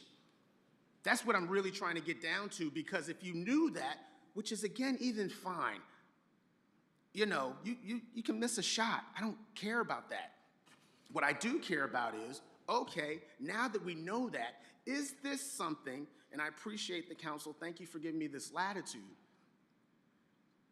that we should be going after the Board of Ed for, and saying, hey, you sold us a lemon, or did we really drop the ball and they said, oop, you bought as is? Because right now we're asking our taxpayers to take the L. And so I want to know, you know, where do we drop the ball so that a future council says, okay, we really need to look over this to make sure, especially when we have the transfer of, to Councilor Pendleton's point, buildings from one to the other. It's not about Parks and Rec. It's not about X. It's about a Board of Ed building going to a town building. And that's where I'm really trying to get after is there a way, no different than a warranty situation for a roof, because that's what we really want to go after, that money. Do we go after the Board of Ed and say, hey, we appreciate you, you got to give us $30 million because you sold us a bill of goods? That's my question. It still costs. It does, however, there's, thank you for saying that, but there's still a point of, at a certain point, and I think we all feel this, and I don't want to speak for all of us, we are the town of South Windsor. We're not the Board of Ed of South Windsor. We're not the municipality of South Windsor. We're the town of South Windsor. When did we get away from that, and how do we get back to it? Because right now it sounds like the Board of Ed sold us a bill of goods. Now we're paying for it from the town standpoint. And I just don't want us to fall into this situation again. I want us to be on the same page so that the money comes out of the right pot. It's all the same money, yes, just like a budget in their family. But I'll give the deputy mayor credit. What bucket is it coming out of? So that our people know. Because right now, it would seem as if we dropped the ball from a town side. And so that's my struggle right now, because I'm not comfortable with paying for something that's to be coming out of another bucket. And that's what I'm trying to get down to. And I appreciate, again, Mr. Majors and all of our employees. It's not that. It is, at the end of the day, the buck stops with our CEO, just like it stops with us. We get elected for a reason. People don't like it. We don't get elected. We're volunteers. I want to know, where did we drop that ball? Because I can't put it all on PBC. Because even though they did the best that they could, you are the expert. Even if not you, your people are. And even Mr. Majors, with all due respect, because I do respect Mr. Majors, respect all of you, said, I don't know. I'm not sure. And I'm like, why not? That's like $10 million. So where does that fall? At a certain point, where does it fall, Mr. Maniscalco, as the town manager? You give the town manager report, where does that fall? Does it fall on Mr. Majors? No, I'm the chief executive officer for the town. And if there was something I did wrong that you could specifically point to get the L, Yeah. because I'll be honest with you, I don't see the L. I've done this a long time, and I'm gonna be very frank about this with everybody, okay? Please. I've done this a long time. I've developed town halls, police departments, had my hands involved in numerous school projects as well. This is how they come together and work. At a certain point, a committee of volunteers, as you pointed out, works with a number of consultants, architects or something else, brings a project forward to all of you. You accept it or you don't. You maybe say, I want it slightly different. You may say, I want it bigger. I want it smaller. And then it goes from there. My role as the town CEO really only gets involved once we talk about financing it, the timelines for making sure that it gets on a ballot referendum, or on the ballot, overseeing making sure the explanatory text gets put together and mailed out, making sure that the actual bonding gets done appropriately, that the cash flow happens appropriately. Those are my role. My role is not to say to this community, you need a Parks and Recreation Center and it should be here and it needs to look like this. That is not my role. Now, my staff will come forward to you and they will make a recommendation as to what they need for programming and what they believe is a need for their department. But that's not my role to tell you, you need a park and recreation like this. That is not my job. So again, you know, we've gotten to a point where the town council has accepted a building, approved it as the permanent location. We're in the process of trying to get to renovate it. It may not happen in one fell swoop in a referendum, probably not. It's probably gonna be multiples. But we have to take a step forward somewhere. So again, I look back at it and I say, where is the L? I don't see the L. Right. I see the process, and this is the process as to how we get there. And I appreciate you saying that, and I'll end here. The L, Mr. Maniscalco, I will take the L. I did not have the knowledge to recognize your role in this process. I will take the L, because had I recognized your role in this process, as opposed to what I perceived your role to be, because perception is, and anybody that's in a relationship or married knows that perception is 9/10 of reality. I thought, I expected. So my expectation, so I will take the L. You are absolutely correct. If that is your role, that's on me. And especially at that time, as Toby suggested, although I came a couple of years later, I was the deputy mayor and there were questions. I did not think, because I had a different thought process and perception. So I will take the L. I appreciate you answering the questions. They may have come out the way that they did, but at the same time, I needed to have answers to those questions. And so for you and for our public, my fault. Thank you, Madam Mayor. Thank you. At this time, I'd like to take a moment and read a letter that came from the Public Building Commission. I believe it's dated July 15th. We as a council received it today. It says, Dear members of the Town Council, in September 2023, the Town Council passed a resolution tasking the Public Building Commission with identifying and recommending a proposed site and building location for the Parks and Recreation Department programmatic needs. The PBC, along with the Director of P&R, worked with an architect and owner's representative to determine if various sites and buildings would meet the Park and Rec needs.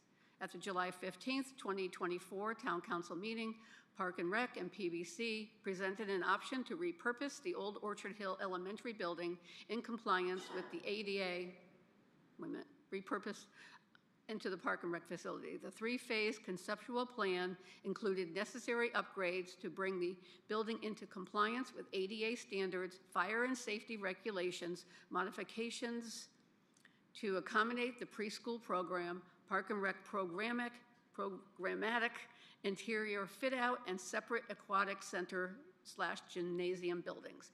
Town Council requested construction costs, and at the October 21st, 2024 Town Council meeting, costs were estimated at approximately $25 million for the following maintenance recommendations to the existing building: fully addressable fire alarm roof replacement, site work improvement, elevator, stair, lobby additions, bathroom renovations, exterior window replacement, mechanical system replacements, VRF/RTU/DOAS, ceilings and lighting replacements, demolition of portables.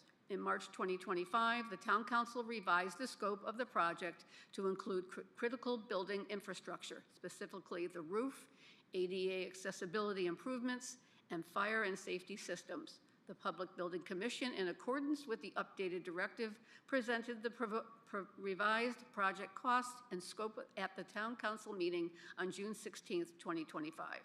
After a year of discussing the roof and fire safety issues, the PBC was informed that the roof had been replaced approximately 11 years ago, and additional questions were raised concerning the existing fire alarm. The PBC would like to clarify that, based on the findings of the project architect and expert consultants, we continue to stand firmly behind the recommendation to replace both the roof and fire alarm system. These recommendations were made through thorough inspection by the architect.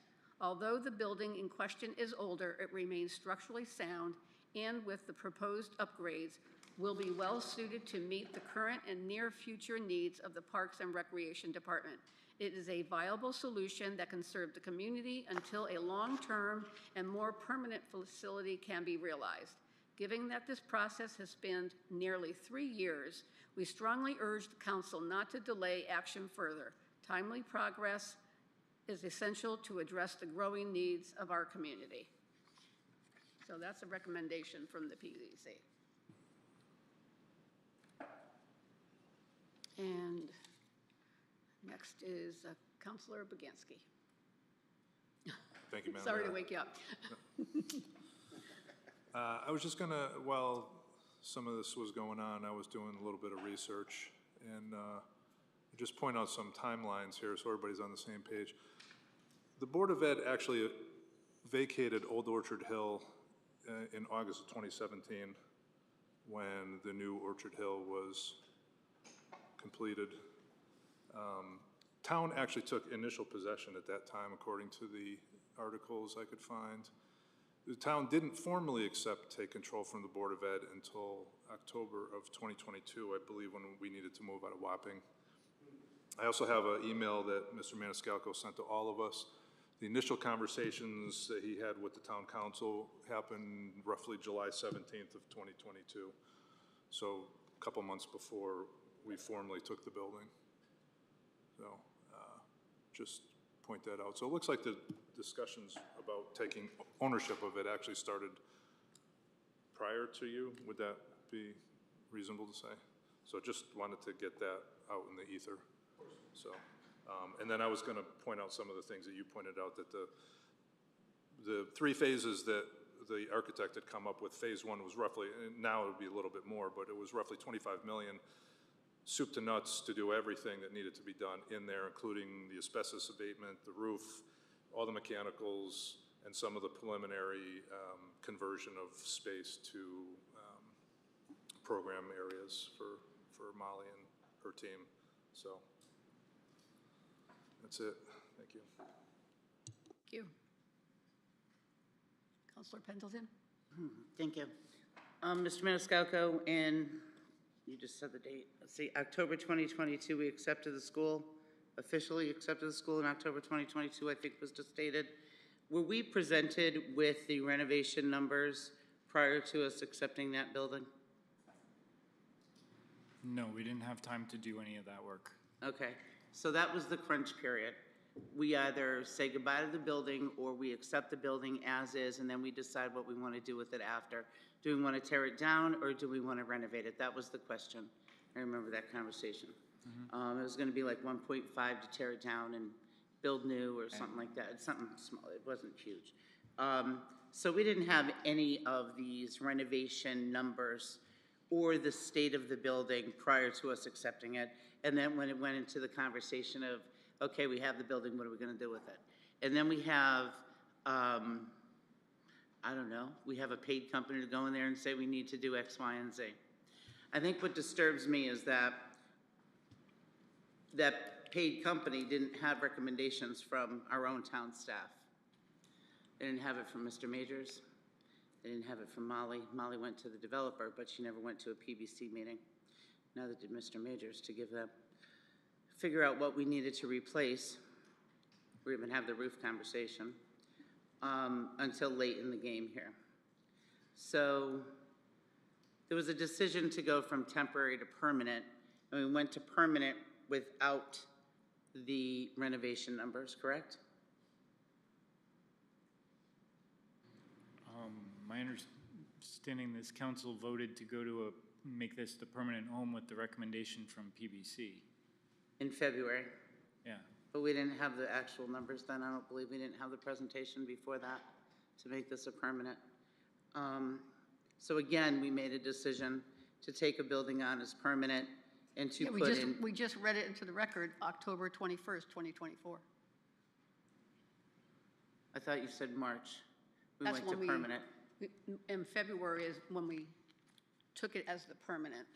And prior to February, do we have a presentation from PBC on the renovations? Yeah, that's the big plan that was up on the screen. That's the 3 phases when they called it the community center. And that was in February? You were in a hot moment saying it's not a community center, it's a park and rec Oh, facility. I remember that one. Yeah. Okay. I knew Got if it. I said that to you. Got it, yeah, okay. Okay, got it, I remember. So, in a hot moment. Okay, thank you. I guess I have a few of those. Okay, we can all smile over that at my expense, no worries. Okay, so we were presented all the renovation costs and everything else, and then we made the decision to go permanent. So that's how we got where we are today. However, I'm a little disappointed that our own staff didn't go and make recommendations to the Public Building Commission as to, yeah, this is a town building now. This isn't Park and Rec, this is a town building. So as a town building, we have our maintenance, facility maintenance person that should have been there. And then if we were gonna go farther with the renovations and move this on into Park and Rec space, then our Park and Rec director should have been at those meetings. Neither of them were there. And I think I'm disappointed in you, Mr. Maniscalco, for the fact that you should be ooh-rahing for their town building, and also ooh-rahing for our department to get what their needs are. I think if they couldn't, maybe you could have went and gone and said, hey, our folks need this, or hey, this building is now a town building. We need, just like you did here at Town Hall, with the renovations here, with the roof, the windows, the boiler, and things like that. Mr. Majors was involved in that. We should have him involved with our other town building that we just took on, we own, and we should be involved in it, in helping our developer, our designer, whoever it is, and say, you know, hey, we want to work with you. Even our fire marshal could go over there and say, hey, we can do X, Y, and Z to cut costs, or we can do it this way or that way. But to have some input from our staff. That's all I'm asking for. You know, in the situation that we're in right now, you can't go back, we can't change it. I don't know, maybe we could say, hey, we don't want it as a town building anymore. I don't know, what are we gonna do with it? Demolish it? Not go forward with the whole thing, build something new? We have a couple of options, absolutely we do. We're not locked into anything as of yet. And I do wanna make it clear that this this referendum that's going forward, if we go forward with the 10 million, it is not a Park and Rec referendum. It is a town building renovation referendum. It's not a Park and Rec referendum.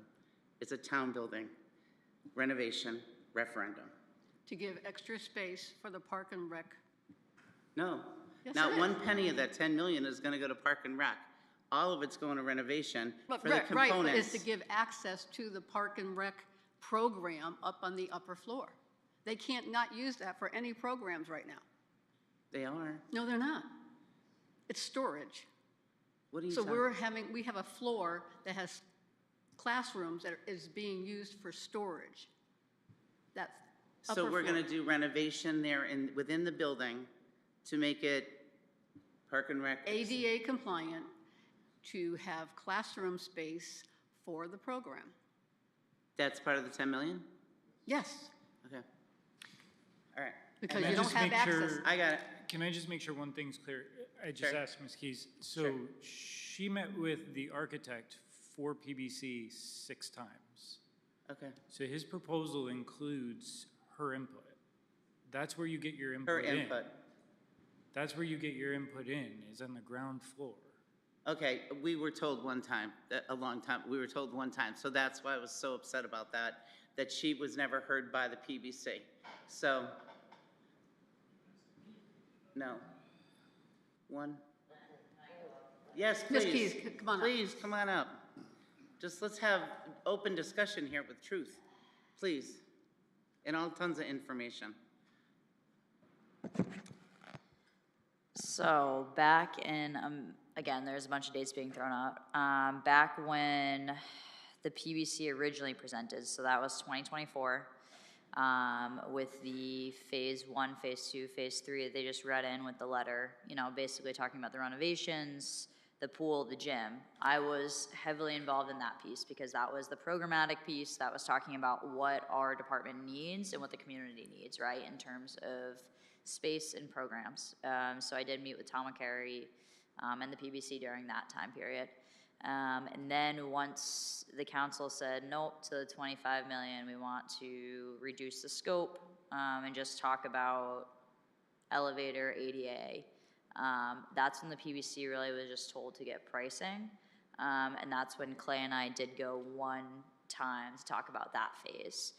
So that was like almost 2 different pieces, right? So I do want to note, though, that that original presentation that you guys did see with those 3 phases, that was something that our department all worked on together with Tom, and we supported, and we wanted to, you know, make sure that our programmatic needs were met. Thank you. Thank you. So with that said, in your input that was given, look, here's the bottom line in my eyes. We either move forward with this or we take down the building, we build new. I mean, either way, you just said it's gonna be $50 million plus the 10. That brings us to 60 million to do all the upgrades and everything that that building needs. That's what the math I was doing, was we're at the 10 plus the 50 that Mr. Maniscalco said that would get us up, that'd be a $60 million building. What, Carolyn, math girl? Is it exponential? No, she's having a heart Am attack. I allowed to?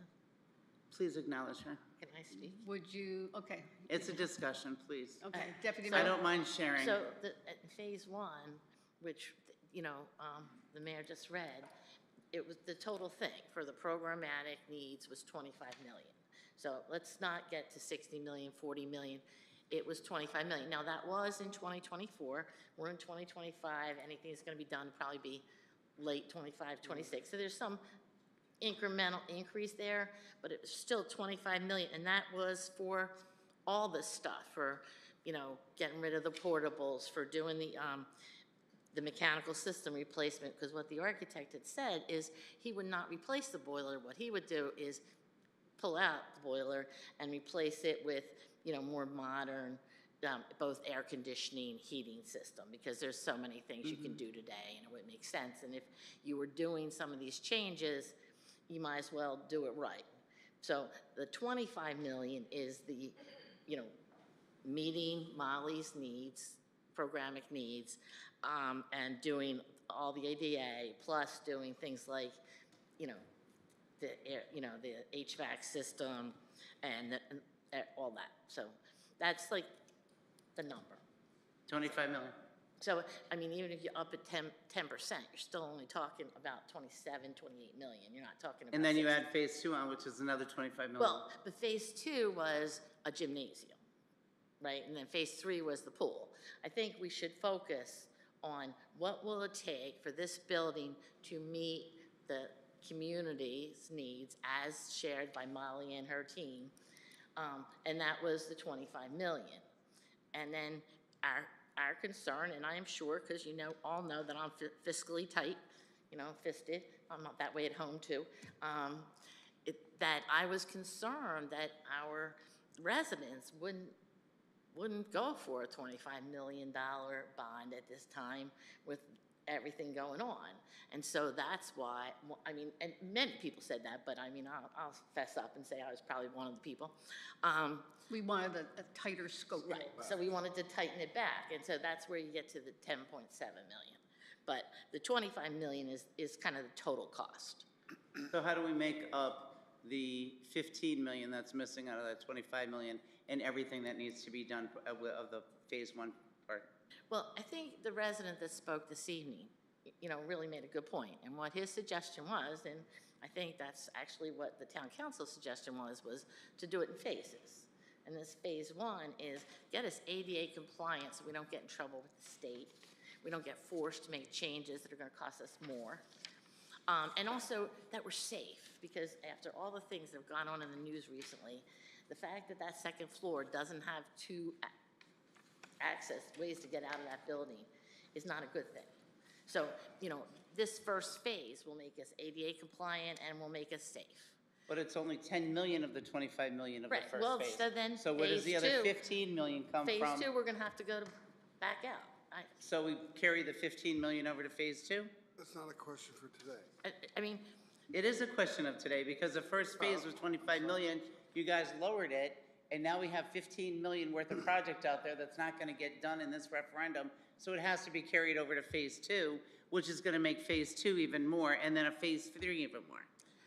you know, unfortunately, the situation we're in is that we built 4 brand new schools that were bonded, and we have, you know, our debt right now is $15 million a year. We're paying for our current debt, and that doesn't count anything we bond next year, right? If we really believe that we think the residents of our town would pass a $25 million referendum, you know, then maybe we go for it. But I just think that, you know, and again, I'm happy to be wrong, and you guys can all override this, but I just think that people are not going to be that thrilled with that. And I think if we're just going for ADA and safety, people will understand that. And the fact that we'll have to go back out, we'll have to go back out. But remember, every year we get away from the bonds. So I know everybody hates it when I say this, but 2031, we start to lose, one of our bonds gets paid off. And from then on, we pay off these bonds. So we become in a better situation, because how much more do you want to build your, you know, 15 million debt servicing? Do you want it to be 20 million? Do you want it to be 30 million? Because it's taken away from other things, whether it's police officers or Molly's programs or, you know, staff for the town, right? So I think it's a balancing act right now. Councilor Carey, it's a balancing act every single year. Thank you. And you're welcome for me sharing the floor. It's all good. Got it. Michaelette's before me. Councilor Willett? Try to keep this short and sweet. Number one, we have a building we now own and we are responsible for, full stop. Going after the Board of Ed is going after taxpayers, because that's who's going to end up footing the bill. And we're here representing taxpayers, all right? Number two, rehabbing a building costs somewhere between 40 and 60%, just call it half, of building a new building.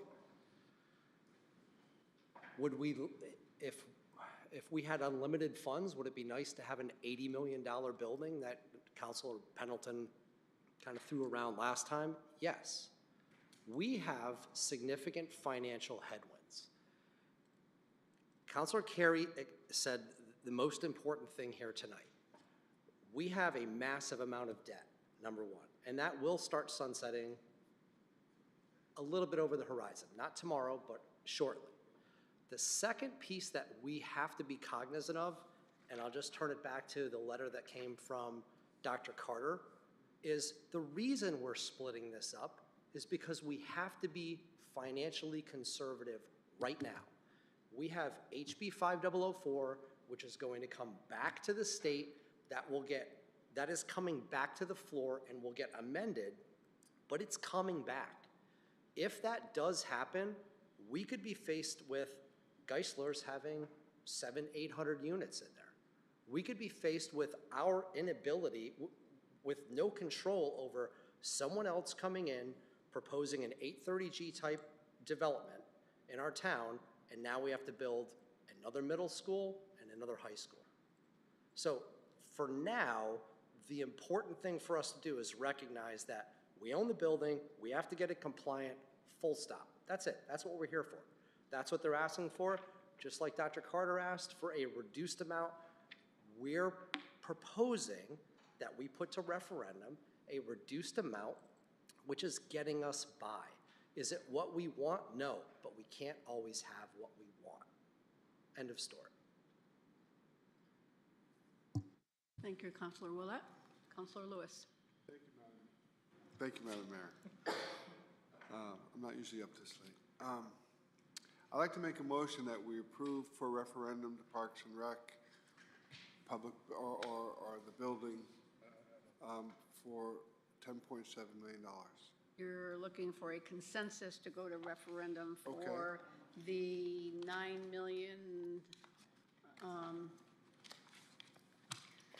for $9,345,000. Is that your Yes, ma'am. motion to get a consensus? Yes. Well, yes, Councilor Baginski. Can I make a friendly amendment to that? Is that allowed?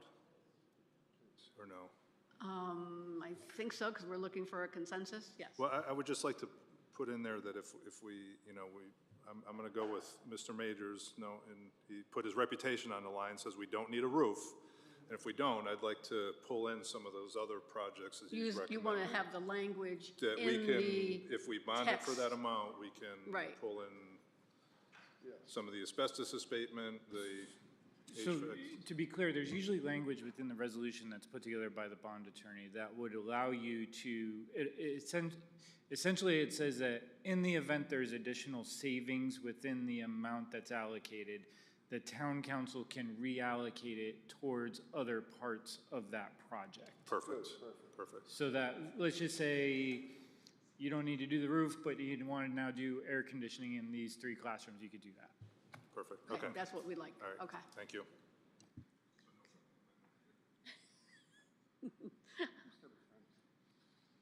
Okay, we have a consensus? Are we? Yes, Councilor Pendleton. I just want to make it clear, I'm not against ADA. Thank you very much for asking me that at the last meeting. And I want to make it clear that if we can get everything within compliance for a lower price, that'd be awesome if we could do that. So don't throw the 80 million at me. That was the number that was first presented. And I would happily go for a lower amount to get accomplished what we need to accomplish. You're the one who threw the 80 million out last meeting.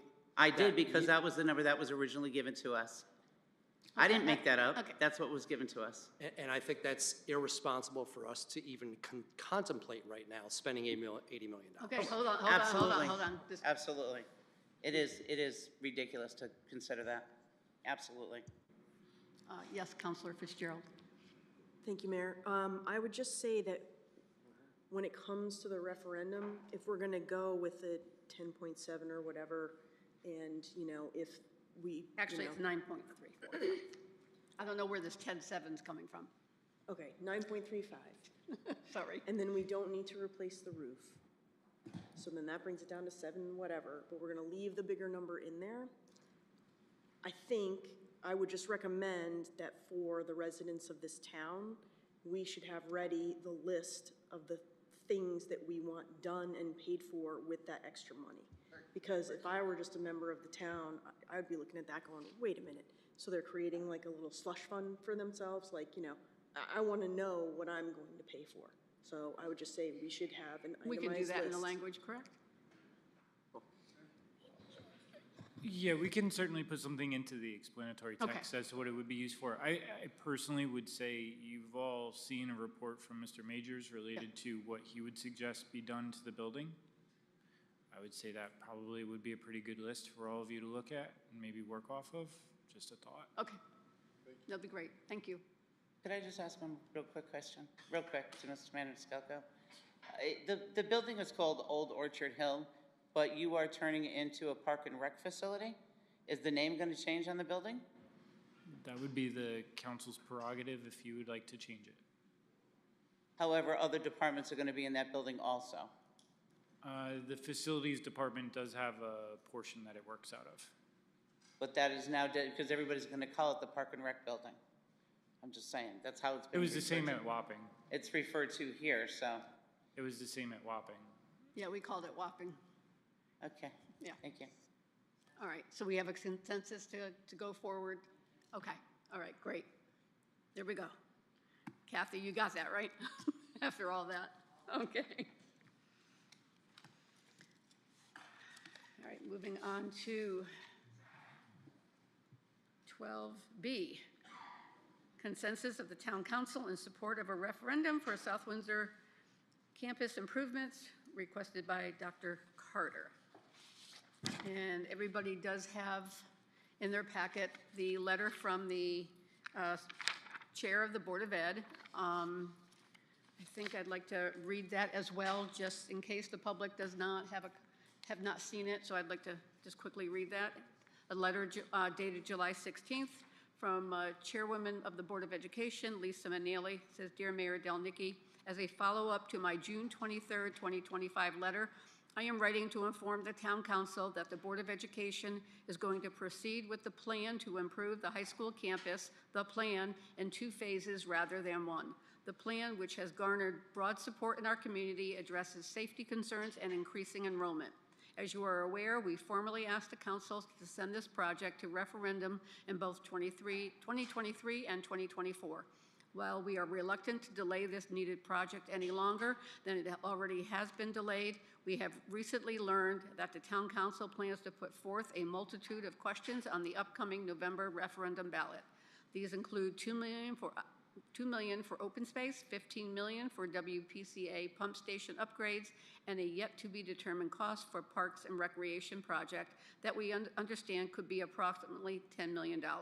Given these competing financial demands, we are concerned that placing all these items in a single referendum may overwhelm taxpayers. As a result, we are requesting that the Town Council approve Phase 1 of the plan for the November 2025 referendum. Phase 1 will include construction of tennis and pickleball courts, as well as associated parking required by planning and zoning. The cost of Phase 1, which was calculated by project professionals, is $2.15 million. Phase 1 will be constructed in the area of the high school campus that is adjacent to Nevers Road. As you are aware, the tennis courts are over 50 years old, are well beyond their useful life, and access to these courts is not ADA compliant. More to the point, residents have voiced concerns about their poor conditions for many years at public meetings, citing safety hazards. Parks and Recreation staff have even communicated in the past that it has considered shutting down the courts down altogether due to safety concerns. Furthermore, relocating the tennis courts is a prerequisite to begin Phase 2 of the plan, which will include the lighted multi-purpose turf field and traffic improvements to the high school campus. Thus, Phase 1 is both a pressing safety priority and a logical first step in overall plan. We recognize that many members of our community will be extremely disappointed in delaying the project that is decades overdue. However, based on discussions with stakeholders, we have heard strong trust in the Board of Education and the Superintendent of Schools to execute a phased plan effectively. Our successful delivery on 4 new elementary schools on time and on budget over the course of a 10-year plan stands as a testament to our ability to execute phased plans with fidelity.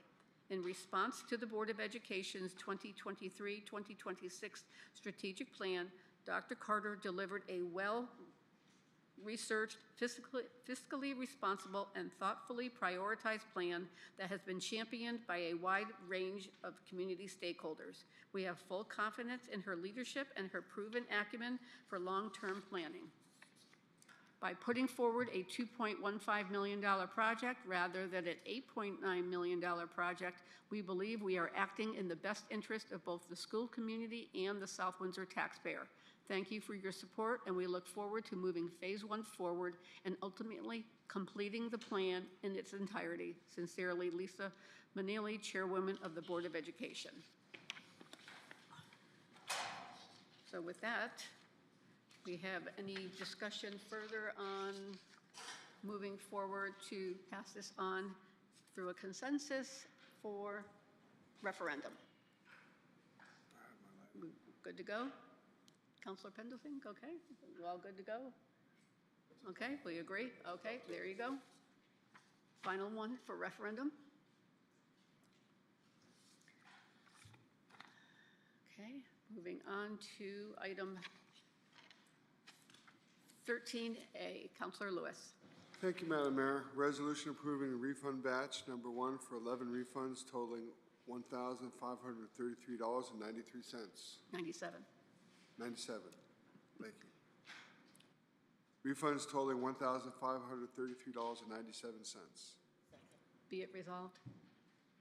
Be it resolved that the South Windsor Town Council hereby approves 11 refunds, the total of said refunds being $1,533.97, as more fully described in Exhibit A. We have a motion, we have a second. Any discussion? Seeing none, all those in favor say aye. Aye. Opposed? Motion carries. 13B, Councilor Baginski.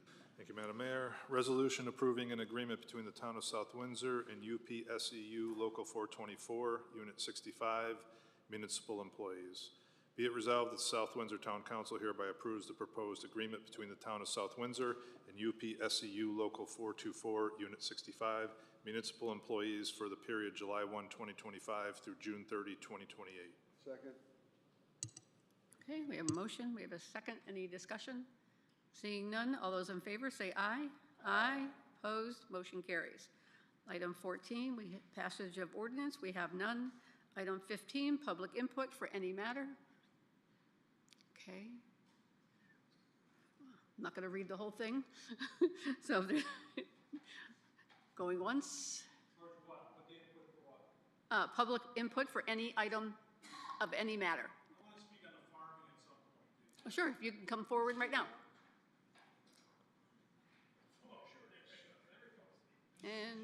And you have up to 5 minutes.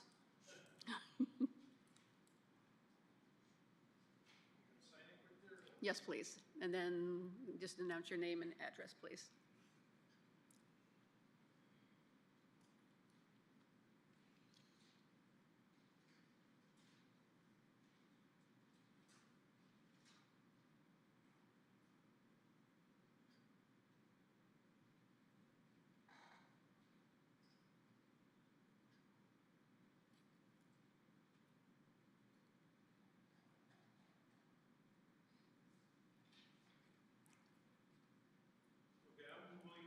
And then you have to turn the microphone on. Just there's a button on the bottom base.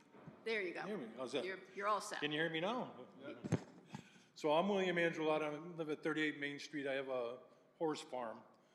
But as we're discussing with the farm, like the $100,000 exemption is really not covering anything for like the bigger guys like Asheda and stuff like that, shepherds and on like that.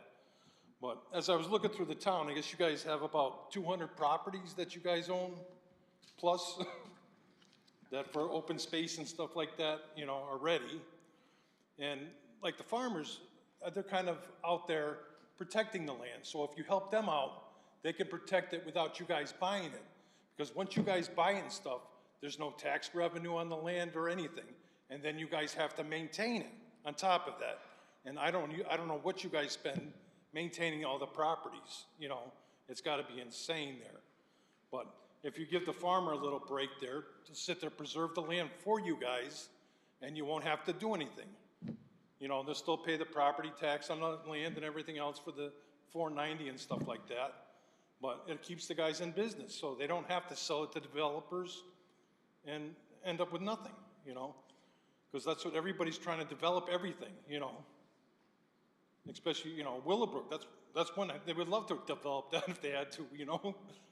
It's just, we don't need it anymore. You know, there's enough kids here already, you know? Even though when I was graduated in '82 there, we actually had more kids then than we do today. By probably, I think, probably 50 people per class. So we had more kids back then, and now you have, what, 3, 4, 5 times as many houses, you know, with less kids. But I just hope you guys work on that. And the only thing I'll do for you is, if you want, I'll do research for you guys. If somebody from the assessor's office can give me the farms, I'll give you a breakdown what it's going to cost you. Because it'll only take me about 4 hours if they give me the names. I can research it. I research stuff all the time on tax bills and stuff like that. And I can give you a ballpark, you know, of what it's going to cost you. If you can work with the town manager, if you want to give him your card, Mr. Maniscalco, that way we can,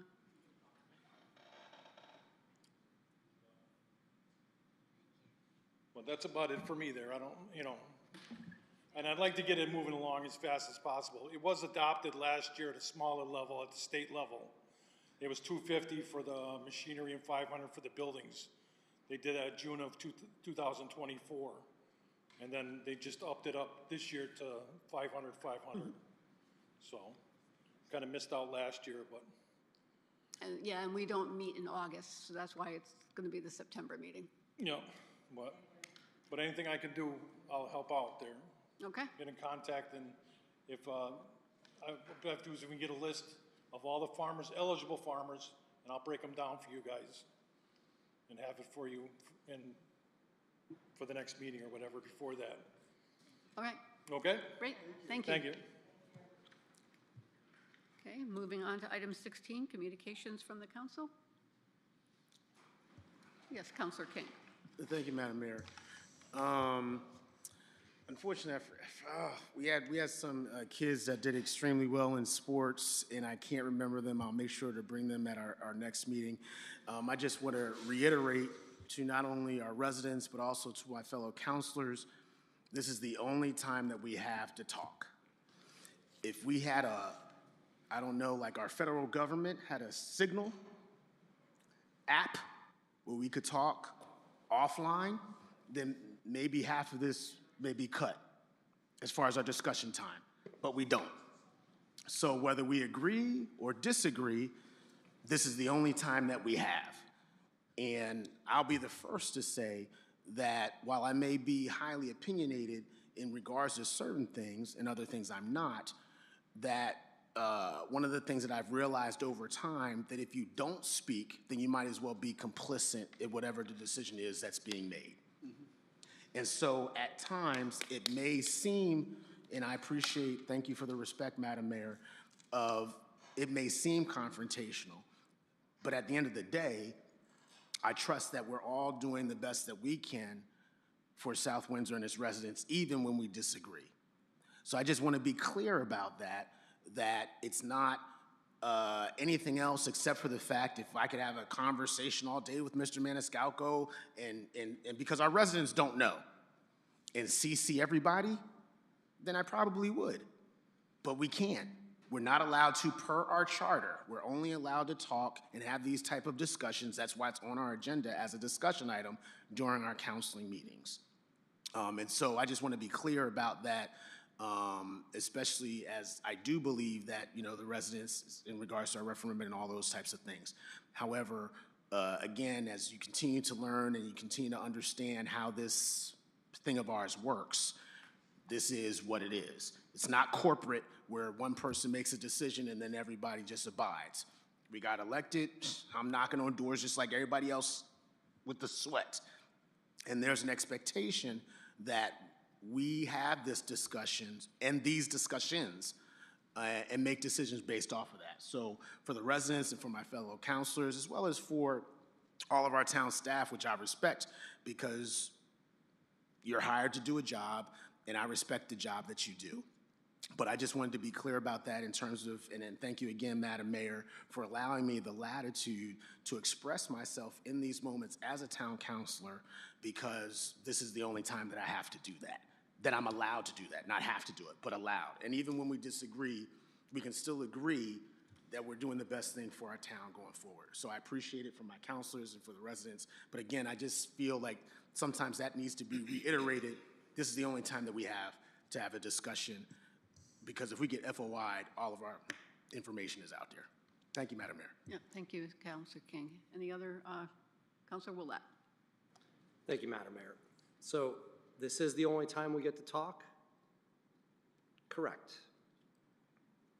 We have to use the time efficiently. What that means is that we come here prepared, we've read everything. If we have questions, we've done the research, and we're not throwing it upon people in the audience or Mr. Maniscalco to try and do the research that could have been done before we got here.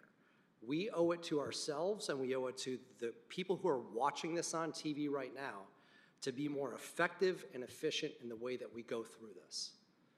And when we have a monologue that goes on for 15 minutes, that's taking away from your fellow counselors being able to express themselves. End of story. Councilor Lewis? Thank you, Madam Mayor. Something that came up, I just want to make a point to. I'm really concerned about the kids in the school building, and I'm thinking about the liability. If one kid falls down, this referendum of $11 million is nothing. So can we find out some way to make something to do, or find out what our risks are, what our exposures are, how we can limit that? I don't know what parents allow their kids to go up on the school building, but I'm only aware of maybe 2 instances where that actually happened. I will reach back out to Mr. Majors if there's additional ones. It only I takes do know one. that, I understand that, and I do know that the police were involved in both of those instances and making sure that those individuals knew it wasn't appropriate to be up there. So, but I will reach out to see how big a problem it actually is and what solutions we can try to identify to implement. Sure. And maybe we can post signs that say no trespassing, so we're not liable. I don't know. He's still liable. I'm sure we are. Okay, seeing nothing further, next item is item 18, adjournment. Motion to close? Do you have a second? Second. All those in favor say aye. Aye. Opposed? We are adjourned.